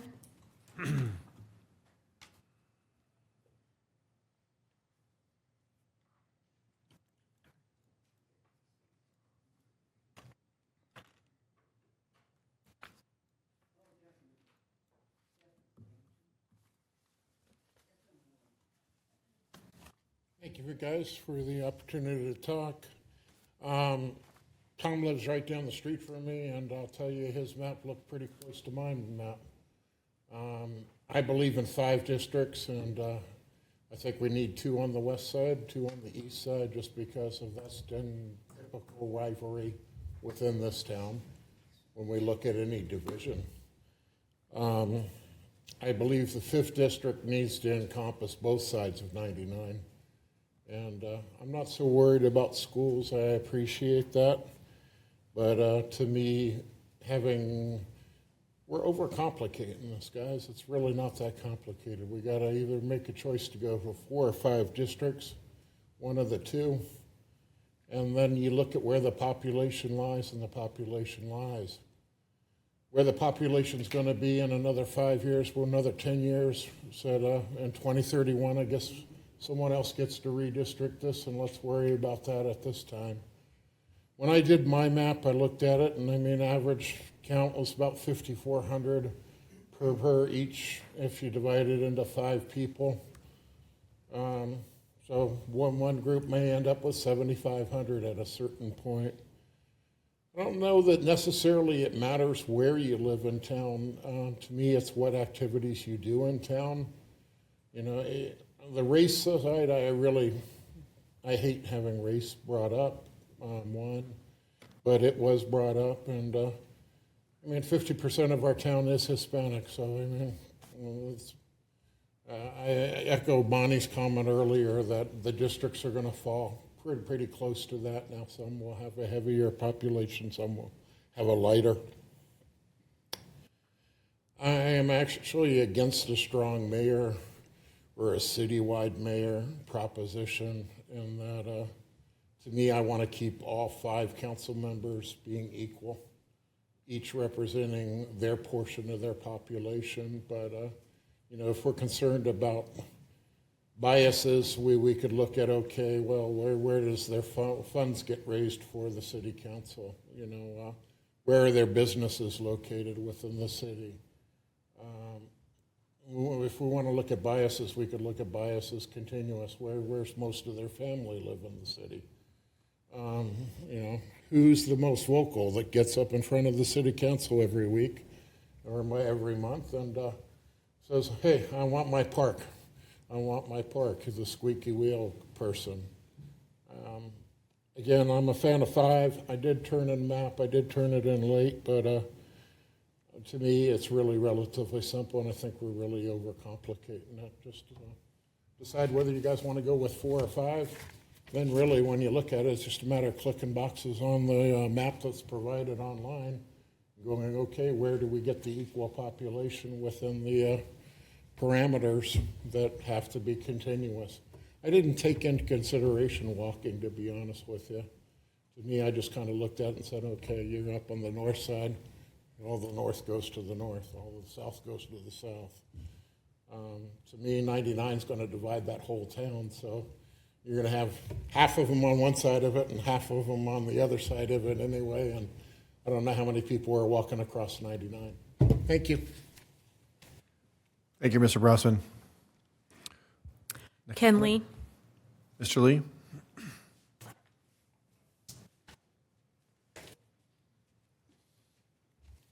Good evening, Council.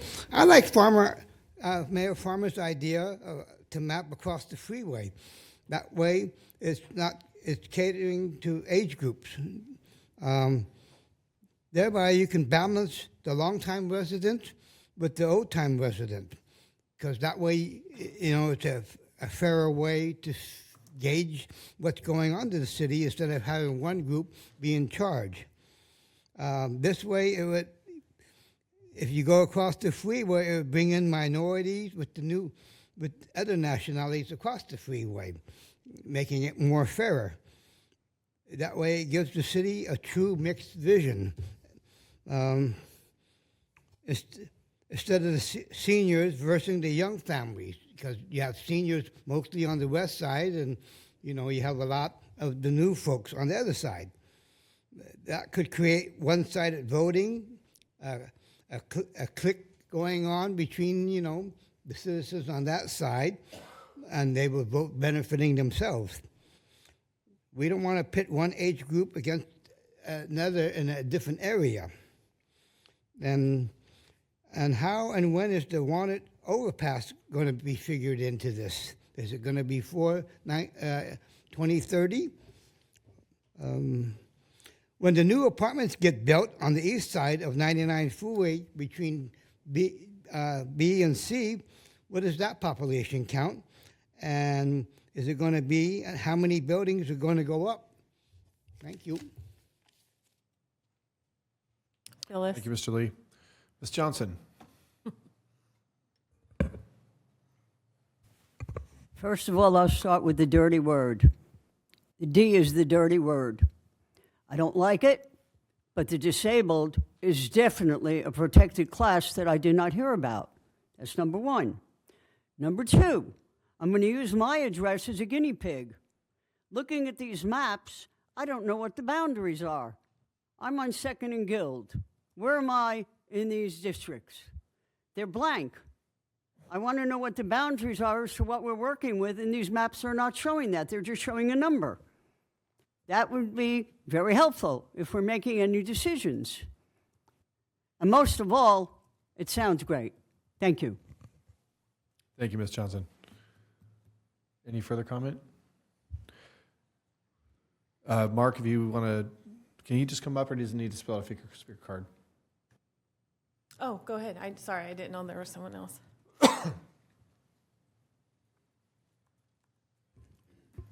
Evening, Council, Mr. Mayor. So my question is in regards to the 4. If Mr. Sandhu wanted to run for mayor and run for District 4, which he lives in, or how does that work out? If there was Mr. Sandhu and you lived in District 4, right? How do you determine a mayor? Do you understand what I'm saying? Or? Dario? Yeah, so basically, any council member who's an incumbent has the ability to run for the at-large position from the district, either at the end of their term or even halfway through their term. They can run for what's called a safe seat. So in other words, they'll continue to be in District 4 if they lose the election for mayor. So there's two ways to do it. Okay. Yeah. Thank you, Mr. Jackson. Any further comment? Okay. All right, well, it's an interesting subject. I encourage people to definitely get involved because it's a big deal. It's going to affect our community. To try to answer Ms. Johnson's number, the maps that we're going to propose, I know they're just on here, it might be a little fuzzy, but will these ever be digitized online where people can see it and they can zoom in and see the streets and where they're at? Yeah. Yes? Okay. So they're where, on the agenda packet? No, they're on the website under the We have a district. districting webpage. So we have a districting webpage, Ms. Johnson, and you can see the maps and you can zoom in and it shows you the streets and stuff like that, yes. And the web address for that is? It's thecityofgalt.org, but then we have a drop-down menu that says districting, and you can click in there, map. On the main city pip, okay. Okay. Thank you, thank you.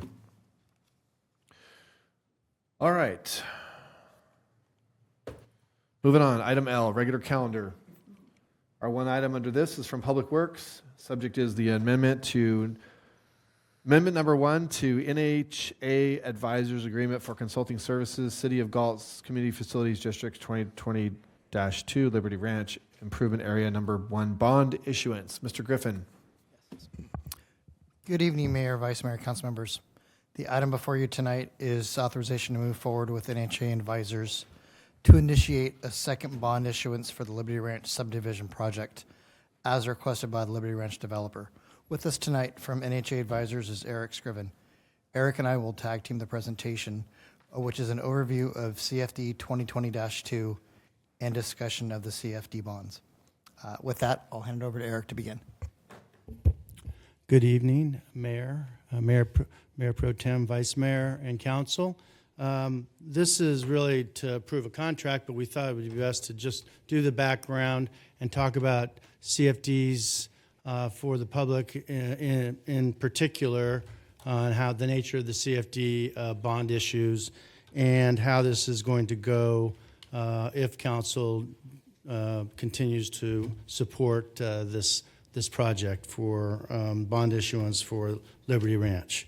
So as Council knows, the CFD was formed about 4.5 years ago, after a lengthy period of time from a development agreement and negotiations with the developer.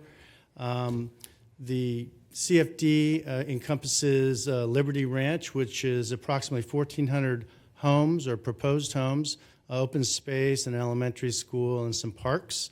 There is 2 improvement areas.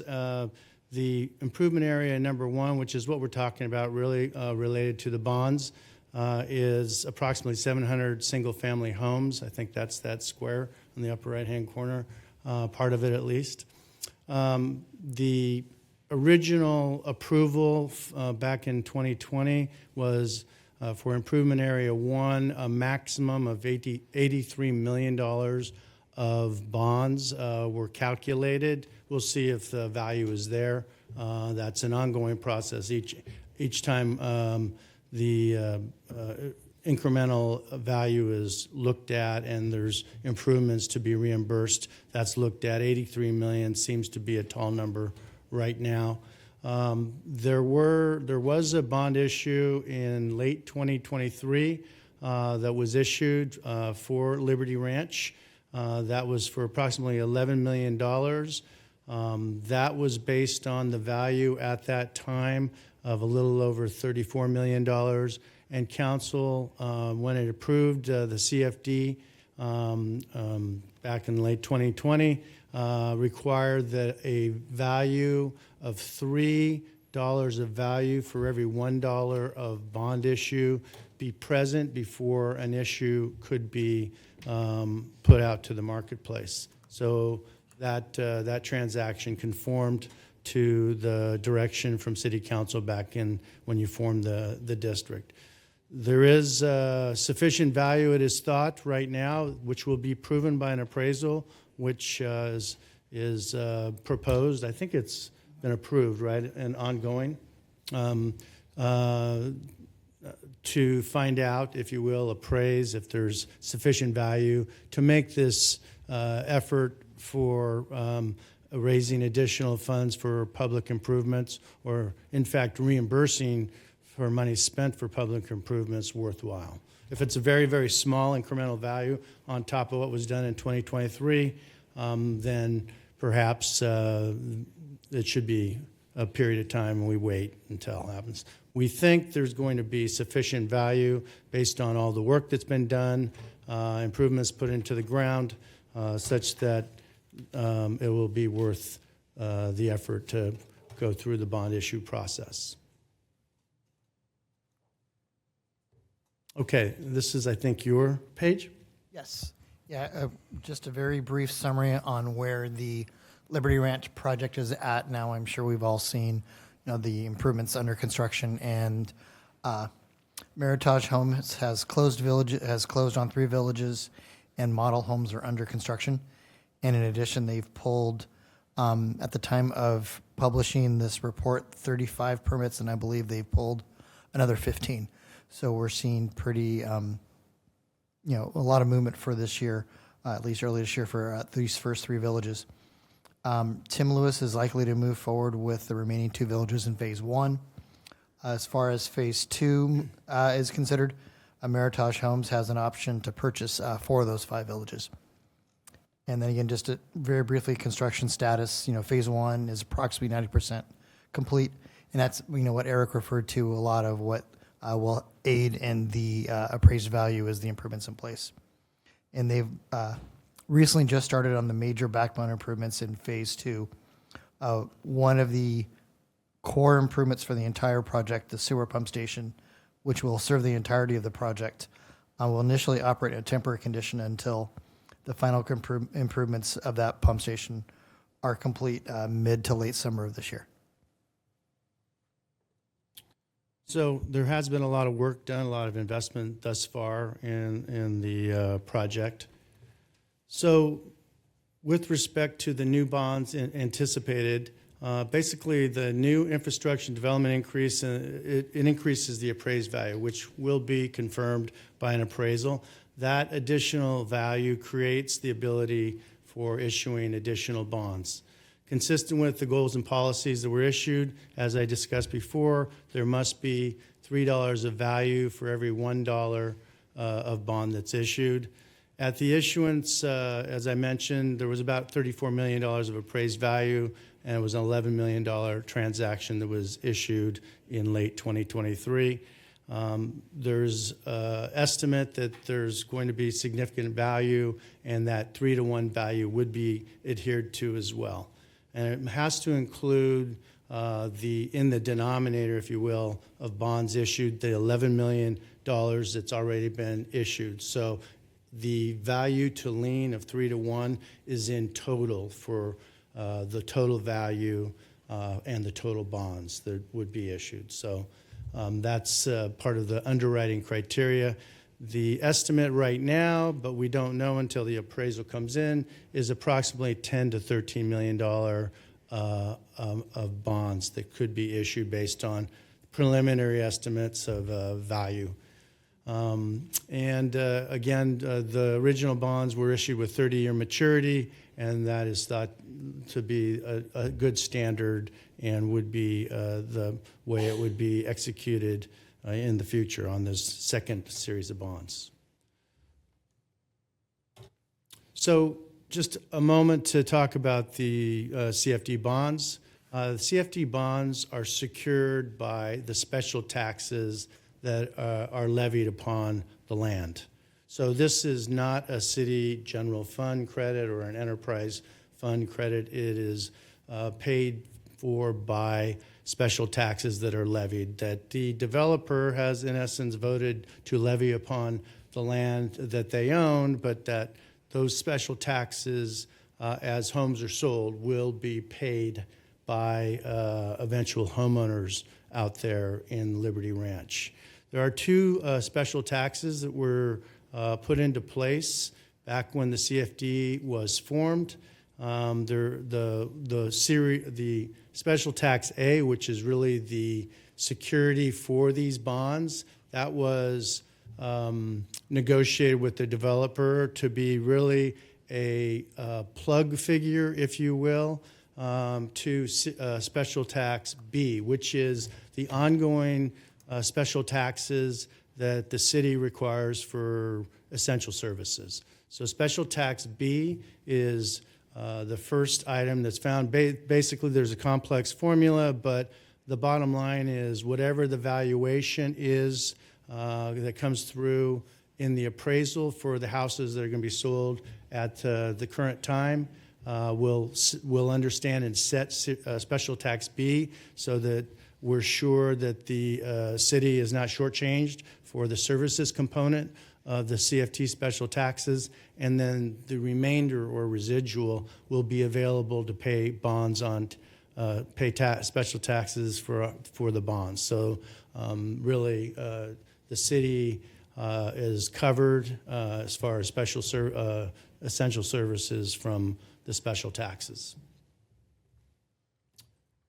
A little bit of housekeeping. There is a budget set every year for the CFD. Really, there's some administration, some trustee services. Of course, the bond debt service is also calculated. So annually, those costs are tallied up and approved, and the special tax levy is set so that it goes on to the property tax rolls annually. Are there any questions at this point before we get into the rolls? This is really related to the CFD. Go ahead. I need to go back to bond class 101. So it's the developer who's taking out the bonds, correct? The developer is paying the special taxes on their property tax rolls that go to the debt service. Special tax A. I guess my question is, the bonds that are being sold, who is accountable for paying that back? Who ultimately? The property owners.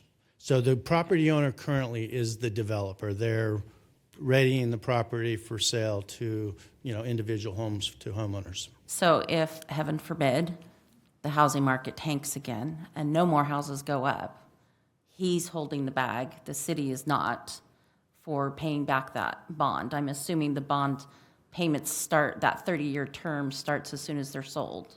That's correct. And I had a bullet line item there that I didn't mention, which is if there's non-payment by the developer in the early stages of the development, but even downstream when there's a lot of houses out there and a property owner does not make payment, you go through a judicial foreclosure process to secure that payment from that property owner.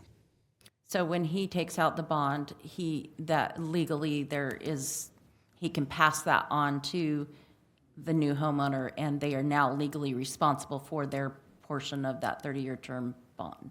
That's right. It's all defined in the rate and method of apportionment, which is part of the CFD approval process back in 2020. So, and there are required disclosure rules when homes are being sold to regular people. Those things have to be put into the disclosure, for buying a house. So they're not surprised when that first tax bill comes around, because what this is being proposed right now, just the CFD fee is higher than my entire mortgage right now. So I really hope those people go in eyes wide open. Yeah. Okay. Mr. Kiven, I just want to make sure that I'm up to speed on this, and maybe for the crowd people are watching. So basically,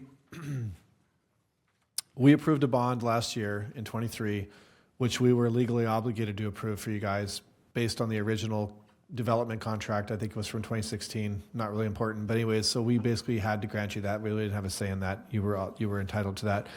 That bond basically is more or less, and I'm going to use some layman's terms here, to reimburse the developer for the amount of money they had to lay out to do all the infrastructure for this project, so on and so forth.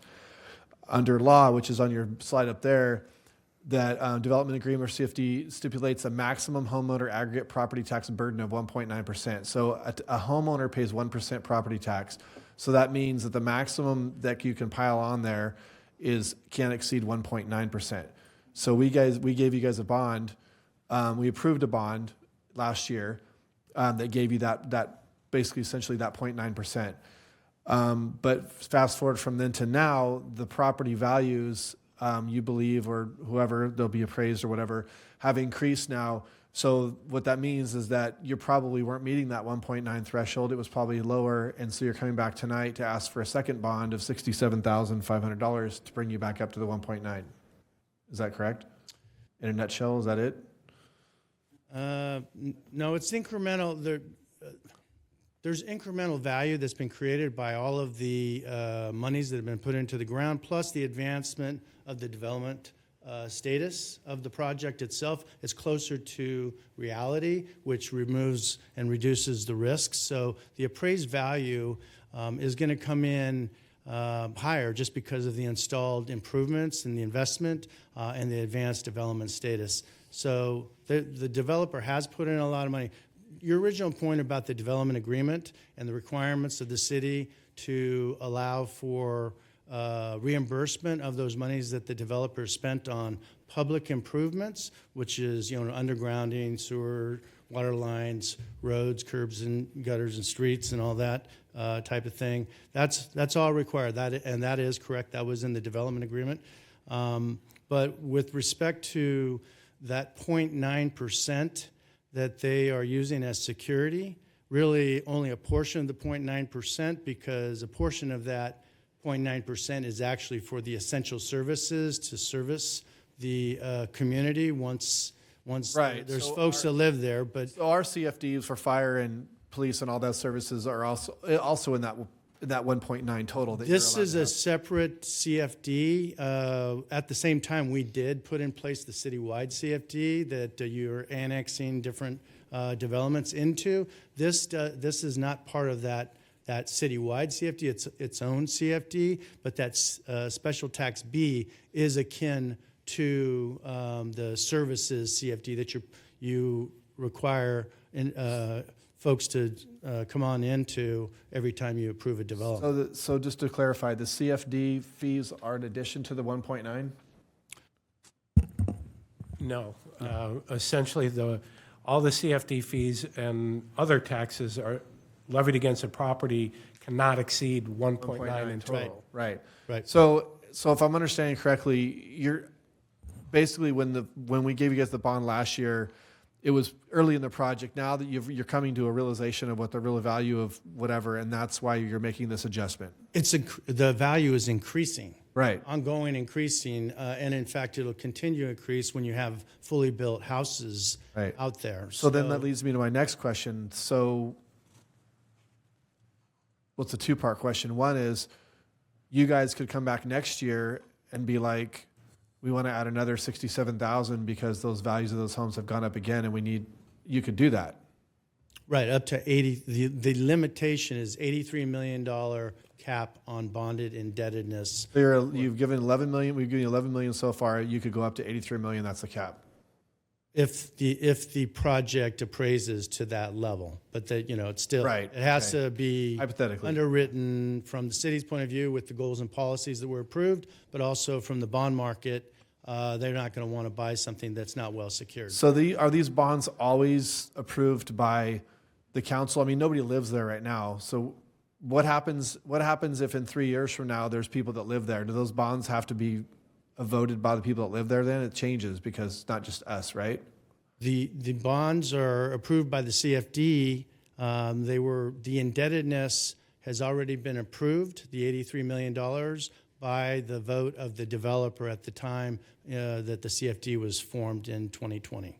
So this So if there is that amount of value that is appraised, it can go up to 83 million. It can't go any further. If it never gets up to the amount that you can underwrite $83 million of bonds, then it doesn't go past that number. Can I Go ahead. back Yes, on that please. just real quick? So these homes that are being built right now, people move in, their bond part, their contribution is set. If you go and take out more bonds, you're not going to change any existing homes that have already set, or does their bond go up? No, it's the former. It is set. It is set. However, if there's less bonds outstanding, or they're refinanced or paid off earlier, then all of them as a class, because your budgeted debt service each year is less, you levy the special tax based on what the need is in the annual budget. But Does that in make this sense? case, you could have a Village One, let's say, goes online right now. They now are paying $2,000 for this.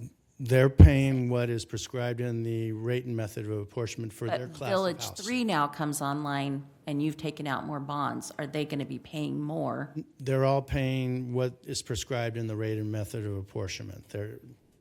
That's correct. And you're not able to Because you've issue got 30 years bonds from there out. beyond what you have the ability to service. Okay. But if So the- there are two constraints here, really. The appraised value overall, and you have to be within 3-to-1 value to lien. And then the other one is the amount of special taxes that you're receiving, and is that sufficient to carry the debt service? So I was thinking the same thing as Mr. Rodriguez. I'm just trying to understand. So if phase 1 comes online, then phase 2 comes online, and then let's say you guys come back a couple more times because you haven't, the appraised value the value of the project goes up. You guys are not at the 83 million threshold. You guys can come back and ask for another. So hypothetically, if you get through the phases, you could have phases that are deeper into the project or come later that are actually going to be paying more because their properties are actually worth more. No, essentially, right? there is a cap in the rate and method of apportionment where that's all prescribed. That was all approved back in late 2020, what the rate and method of apportionment per class of single-family home, which you can't do it on property value. You have to do it on sides of a house, eventually the house, to conform with Prop 13 and all that. So Okay. that's why it's called a special tax. Yeah. So I was just doing some quick math. So hypothetically, if you have a house in Liberty Ranch that goes on sale, let's say it's 500,000, just for simple numbers. You have 500,000, young couple comes in, buys the house 500,000, they put 10% down, so 50 grand. So their mortgage is going to be on 450,000. You got 1% property tax, which is going to be $5,000. So that's basically going to be about 400 and change a month for property tax. And then you have the 0.9 for the CFDs and the special taxes that you guys are talking about, all this stuff, which makes up the other 0.9%. So that's going to be another $400. So basically, after all said and done, you're looking at a mortgage total of about $4,300 a month on a house that's 500 grand, not including homeowners. I don't think that plan does include that and stuff like that. So I'm just trying to wrap my head around, like you said, I know this is all disclosed in the prices of the homes, but it's just crazy. Like, I just wonder how many people are going to go in here. I I expressed this concern before, but we're just adding a pile of money on these houses, and I just don't. And I understand that we have a legal obligation to do this. I asked Mr. Splendario a little while ago. He doesn't have the answer for me right now, but we legally were entitled to give you guys the bond that you came back for last year. I don't know if this whole thing that you're asking for tonight and subsequent requests that you may have all fall into that same entitlement, that same contract, or is each one its own special thing? Do you know the answer to that? I hate to play lawyer, so I would defer on that, but I know there was a contract between the city and this was an important financial part of what they agreed You don't to. have an answer probably either, right, on the moment? No, but the only thing that comes to mind for me is the 1.9 cap that we had put in the development agreement to allow the developer to move forward with. So if we do not accommodate that, I don't know what type of risk there is for us with the developer. I would like to make one other comment on that in general. I will tell you, it does seem a real high burden for property owners to take in, but it's not an uncommon thing in development these days. I mean, you could go to every growing city in the valley, and they all have some form of this going in some manner. Some might be a little bit less. The state actually allows you to go up to 2%, so capping at 1.9% seems, a little bit of a benefit. But there are cities that actually go up to the 2%. Yeah, and you've explained it to me before, and I get it that, that this is commonplace. So I'm just making a point for people that are watching. I just wanted to make people understand that might be watching, that might be a future home buyer for Liberty Ranch. All right, sorry, sir. Go ahead, Mr. Kiven, you can continue. Okay, any more questions on the CFD or the bonds that are being proposed? I think the next item, really the next page, was the team, the finance team, because you're looking over our contract. So the city is, or the city acting as the community facilities district, is the issuer of the bonds and is really the project manager. We're working very closely with Public Works, Finance, and the city manager's office to make sure that the project adheres to all the goals and everything that's in place. NHA is the municipal advisor. We are a fiduciary to the city. We have been with this project since 2018, I think, trying to negotiate the best terms for the city and future homeowners, quite honestly, with respect to the CFD and those special taxes. So we're a project manager. We're there every step of the way on credit and legal review and making things appropriate for all the stakeholders. And then there's the lawyers, the Bond and Disclosure Council that puts the legal documents together and the disclosure for investors.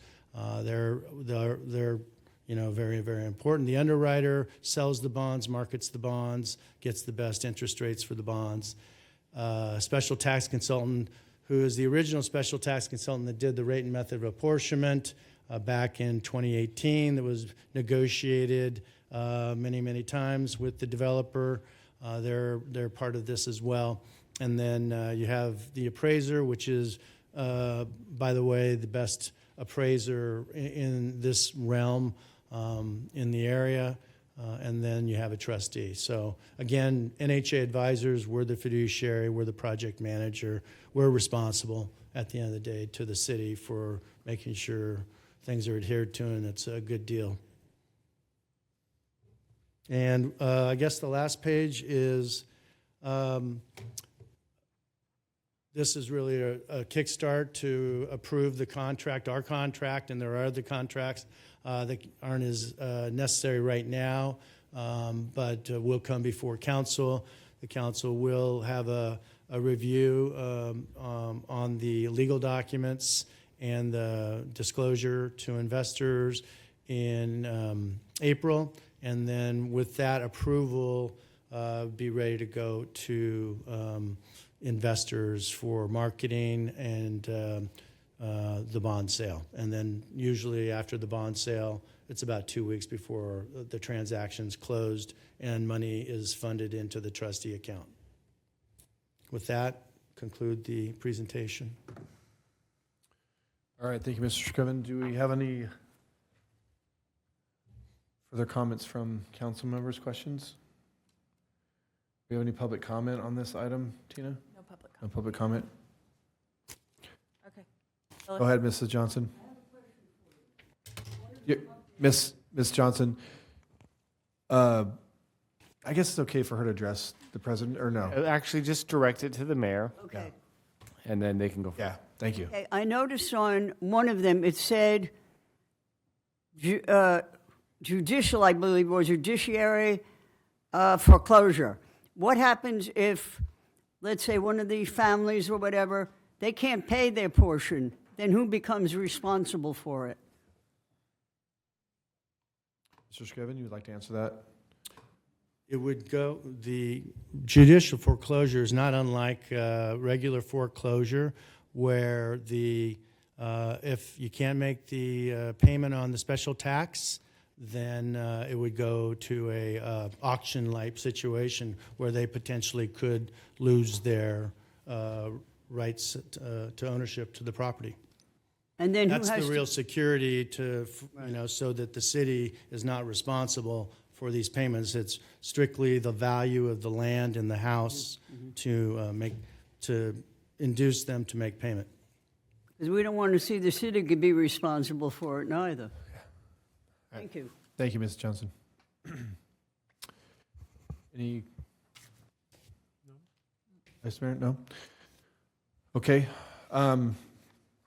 So I guess without the answer to the question that I had earlier, I think it makes sense what you said, Chris. It's probably, that's the case because it would make the most sense. But, all right, well, with that, I will be looking for a motion from the council to adopt a resolution authorizing the interim city manager to execute amendment number 1 to the agreement for consultant services with NHA Advisors for the Community Facility District 2020-2 Liberty Ranch Improvement Area Number 1 bond issuance in the amount of $67,500. Do I have a motion to approve this item? I'll move to approve. Moved by Councilwoman Rodriguez.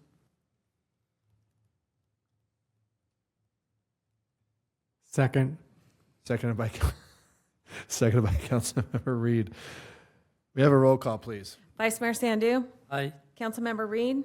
Aye. Councilmember Rodriguez? Aye. Mayor Farmer? All right, well, since you got what you needed, I'm going to say no this evening, but motion is approved 3-1. Thank you, sir, for the presentation. All right, moving on. Sorry. Hold on. Okay, so this is for appointments to city council committees, commissions, and boards. It is review and receive direction from city council to consider appointments or reappointments to vacant positions on local committees, commissions, and boards. These are individual appointments, so I will be going around individually, and you can just state your appointment. The last two I'll go over will need a city council roll call vote. Ms. Hubert, I have a question, though, before we start. I know that we reopened the application process for some of the ones we got, and those, I know that some people have applied, but those aren't here tonight. Those So are not here come because later? this was the deadline of January 2nd. Okay, we so could anybody get- that applied after those appointments would have to come at a later time? Correct. Okay. And would it be possible, I don't know if there's any special order to this. I was going to ask you today, I apologize, but I was wondering if we could start with the 4-year appointments first. So I guess the only person here would be Mr. Reed. Can he go first to his appointment? And then, or do you have a certain order you're going to I go? have a certain order. Okay, then go ahead. It doesn't matter. You'll mess me up. I didn't know the order. I was like, is there an order? I was asked that today, so. All right, go ahead. Okay, so as noted, Councilmember Pratton is absent. He'll make his appointments February 4th, so I will just be going in order as noted. So I'm going to start with Beautification Committee. Councilmembers Pratton, Reed, and Rodriguez each have an appointment. That's 3 vacancies, and we have 3 applications. Paige Lamson, Gail Weber, Amy Sandu. Councilmember Reed. I would like to nominate Gail Weber. Or appoint, that's appointment. Yes. And Councilmember Rodriguez. I will appoint Amy Sandu. Okay, moving on. So next we have Commission on Aging. Councilmembers Pratton, Reed, and Rodriguez each have an appointment. That's 3 vacancies, and we have 2 applications. Dennis Oz McCall and Joan Werblin. Councilmember Reed? I would like to appoint Mr. McCall. And Councilmember Rodriguez. I'll appoint Joan Werblin. Galt Youth Commission, Councilmembers Pratton, Reed, and Rodriguez each have an appointment. Mayor Farmer has an appointment due to a vacancy, and Vice Mayor Sandu has an appointment due to a recent resignation. That leaves 5 vacancies, and we received 2 applications, Jessica Gerzen and Sharon Felstad. Councilmember Reed? I would like to appoint Jessica Gerzen. And Councilmember Rodriguez. I'll appoint Sharon, I'm not going to say her last name.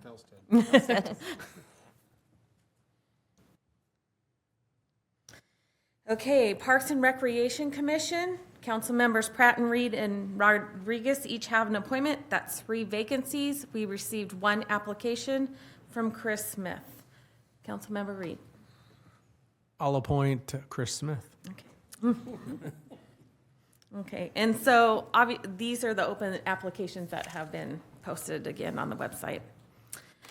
Planning Commission, council members Pratt and Reed and Rodriguez each have an appointment. Mayor Farmer has an appointment due to the reorganization. That leaves 4 vacancies. We did have 8 applications, but Todd DeVogue pulled his, leaves 7 applications. Keith Jones, Daniel K. Denier, Jeff Hood, Michaela Johnson, Jessica Selby, Mark Jackson, and Brian Gold. Councilmember Reed. I would like to appoint Michaela Johnson. Councilmember Rodriguez. I'd like to appoint Mark Jackson. And Mayor Farmer. I would like to appoint Daniel Denier. Okay. Public Safety Committee, council members Pratton, Reed, and Rodriguez each have an appointment. Mayor Farmer has an appointment due to the reorganization. That leaves 4 vacancies, and we have 4 applications. America Velasco, Chris Shamber, Jason Hubert, Jessica Selby. Councilmember Reed. I'd like to appoint Jessica Selby.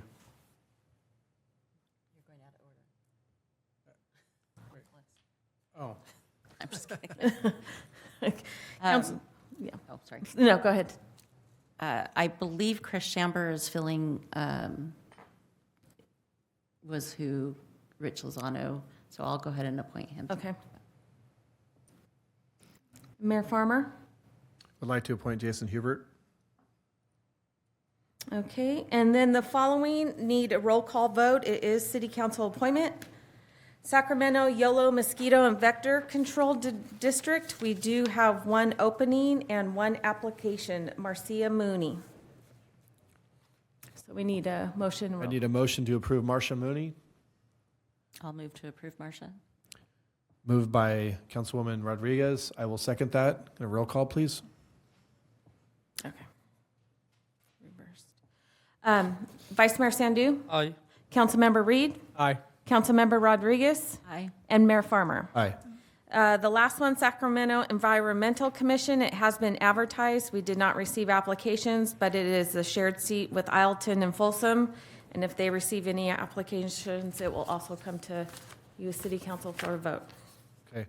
Tina, would you mind, just for the public right now, could you just touch on the ones that still have vacancies that we would need people if they're interested to apply for? Could you just list those again? We need Commission on Aging, Galt Youth Commission, Parks and Recreation Commission, and that's it.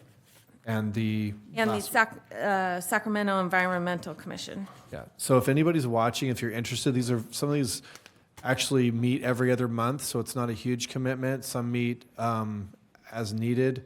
Some are more active than others, but all equally important. So if anybody's watching, you want to be involved, get involved civically in the community, please reach out to the city clerk, or you can go online and fill out an application. If you're not sure how to do that, you can reach out to the clerk and she can direct you on how to do that. But I encourage you, anybody's watching who's considering it, to please do so. Thank you. All right, moving on. Comments by staff. Mr. Arias. We'll start with Parks and Rec Director Armando Solis. That's easy for me to say.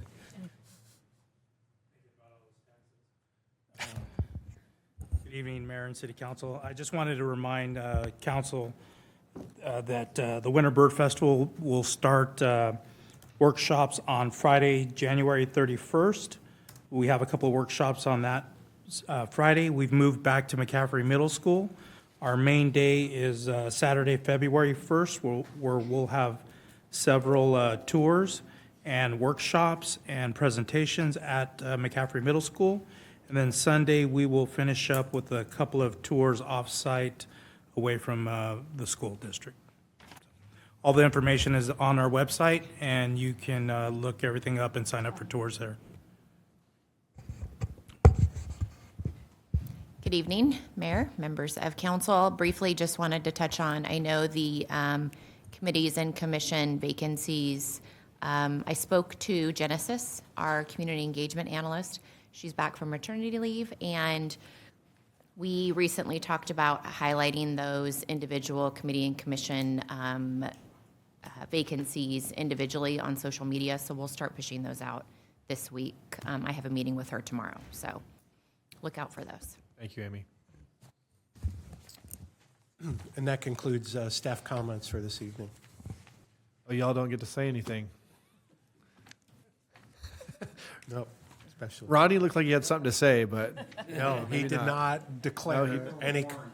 He did not declare any comments. I think there's an over-under. It's like the meeting goes past a certain time, then there's no staff comments. All right, well, moving on to comments by city council members, future agenda items. Mr. Vice Mayor. Thank you, Mr. Mayor. Very brief. Thank you for the staff doing a good report, hard work. Thank you for everyone. And especially thank you for all the public comment. Thank you for everyone who come to join this meeting. Thank you. And I also like to congratulate all the appointed member and commission, committee and commission members tonight. And that's all, Mayor. Thank you. All right, thank you, sir. Councilmember Reed. So I have a few of them. We'll start off with, I wanted to make sure that everybody, that my thoughts and prayers go out to everyone that was affected by the fires in Southern California. And I wanted to piggyback that on saying thank you to our Consumnes Fire district, who has sent several personnel down there. I talked to the fire chief the other day, and they have 5 personnel that are still down there right now trying to help as much as they can. So thank you guys for doing that. I also wanted to bring up the Commission on Aging and the Valhalla Club got together over the holidays and distributed 350 gift bags to our seniors located at several different facilities throughout the city. So thank you to them for that. And then there is an event coming up the first part of February. It's called Night to Shine. It's being put on by one of our local churches in coordination with the Tim Tebow Foundation. That gives the ability to some people that may not have had the experience of attending their proms in the past, and they're the developmentally disabled type individuals that have that ability now. In the past, it's been in the city of Lodi, and they've outgrown the Hutchins Street Square location, so Galt High has offered to have it there. And they've increased it from 150 special guests to now 200. So if anybody out there is looking to still volunteer, they're still looking for volunteers for that, and that's going to be the first part of February. If you have any questions, I'm more than happy to get you any of the information. And then the last thing is a future agenda item.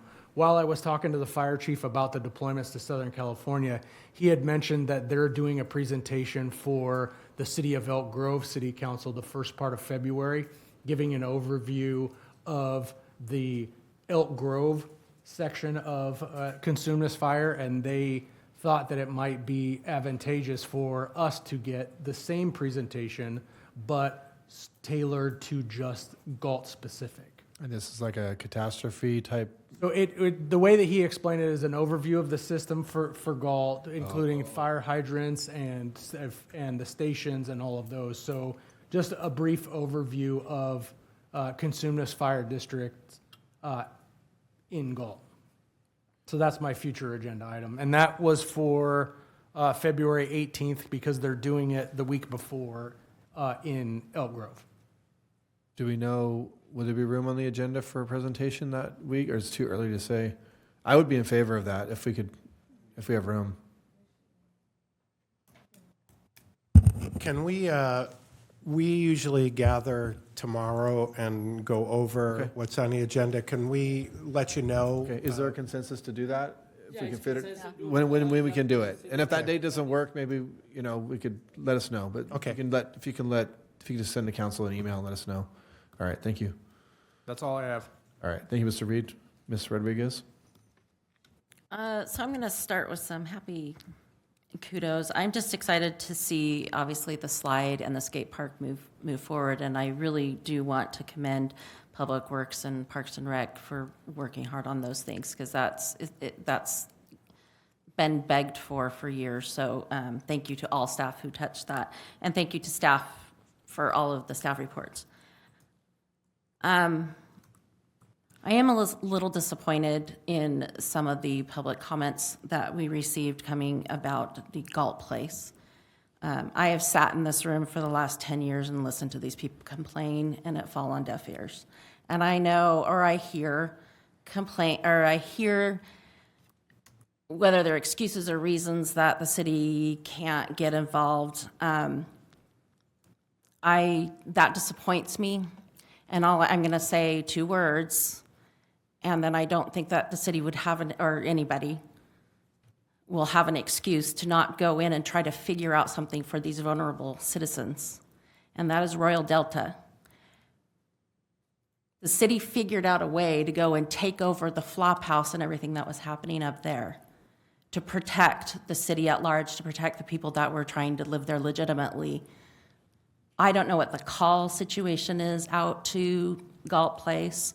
If you go by just the handful of times that those senior citizens have come to speak to us, those calls either are not happening because they're afraid. That's what I'm hearing. But for goodness sakes, 2 fires have been set recently. This is a public safety for anyone down in there. We have businesses down there. We have apartment buildings behind them. Something needs to be done. And I think the city, I would like to ask fellow council members to join with me and ask staff to come up with some creative ways, whether we need to sit down and re-talk to this owner or if we need to do what we did to Royal Delta. And maybe he needs to be reminded of what the city did with Royal Delta. We have vulnerable people sitting there who have been begging for almost a decade for someone to listen. People have died up there and no one knew for a couple of days. People are afraid to come out of their homes, out of their apartments. It's my understanding. And this frustrated me when I learned this just recently. First of all, I'll say the city has a financial investment in this. It was redevelopment funds that went to help that developer build this. It was the city's money, and we walked away and said, do whatever you want. That's what the message apparently he received. But I did just learn that apparently the air conditioners leak, and that condensation comes down. So many of those apartments have literal holes in their ceiling above the bathtub so that it will drain. I grew up in a construction home. That doesn't sound like building code was met at the time, so where was our building code at the time? So I am concerned, and I would like to have staff move forward to try to figure out something to get these people in a safe environment. Yeah, I definitely would like to piggyback on that. I know, Mr. Rias, we had a conversation about this the other day for probably over an hour, kind of circling back on some of this that we had heard as well. I know Mr. Sandu and I met with Mr. Rias and the building owner some time ago, trying to figure out some kind of compromise with making some move forward, and we were given some assurances that was in the interest of the owner as well. But I think that we've kind of stagnated on that movement, and I was very concerned about hearing about the fire the other day where people had to vacate. You know, some of these people are handicapped, and 1 o'clock in the morning or something like that, they had to literally, evacuate the building. We have people that live there that have restraining orders against family members of the manager. The management in that place has people that are part of the problem. I know we got code enforcement involved, and I know we're trying to do whatever we can within the law, but the bottom line is these are senior citizens. They're citizens of Galt, and some of them are handicapped. And, you know, I keep hearing every day, every week it's something different. Like the elevator's not working, and then like, oh, then the water heater's not working. They're waiting for parts, and that's 2 weeks without hot water. And then now the garbage chute doesn't work, and so they're asking the seniors to carry their garbage down 3 stories to throw it out, and then we're waiting for parts on that. And it's very disappointing because I think, looking back at what this place was supposed to be when it was first approved, and I looked at those brochures, and it was going to be this great place, and it's going to have activities for seniors, and a fitness room, and a computer room, and all this. That is none of those things. There's none of those things exist in this place. And honestly, what I'm most concerned about too is not only the well-being of these people, like Mr. Rodriguez mentioned, but I think that, I would hate for something to happen to someone in that building, and basically the optics are that the city just sat on our hands and we weren't as proactive as we possibly could be, and then we're liable because someone died under some circumstances, and there's been 5 years of public comment to City Council of Galt. So I would support, the staff looking at what's the maximum we can do in this situation to help these people. So that's my take on it too.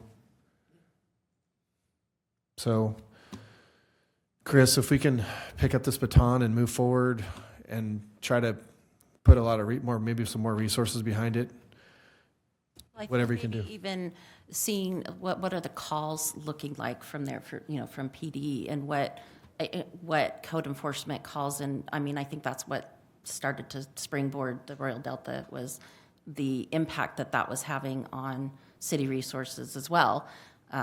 So maybe it just starts even there, but I think these people need to know that they're being heard, and that we're listening.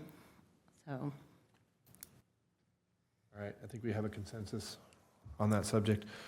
Chris, we can circle after the meeting, at some point and talk about, how we can move forward, or any ideas. If you could just, I know we just talked about this, so we did talk about some things, but I just, I think this council has spoken.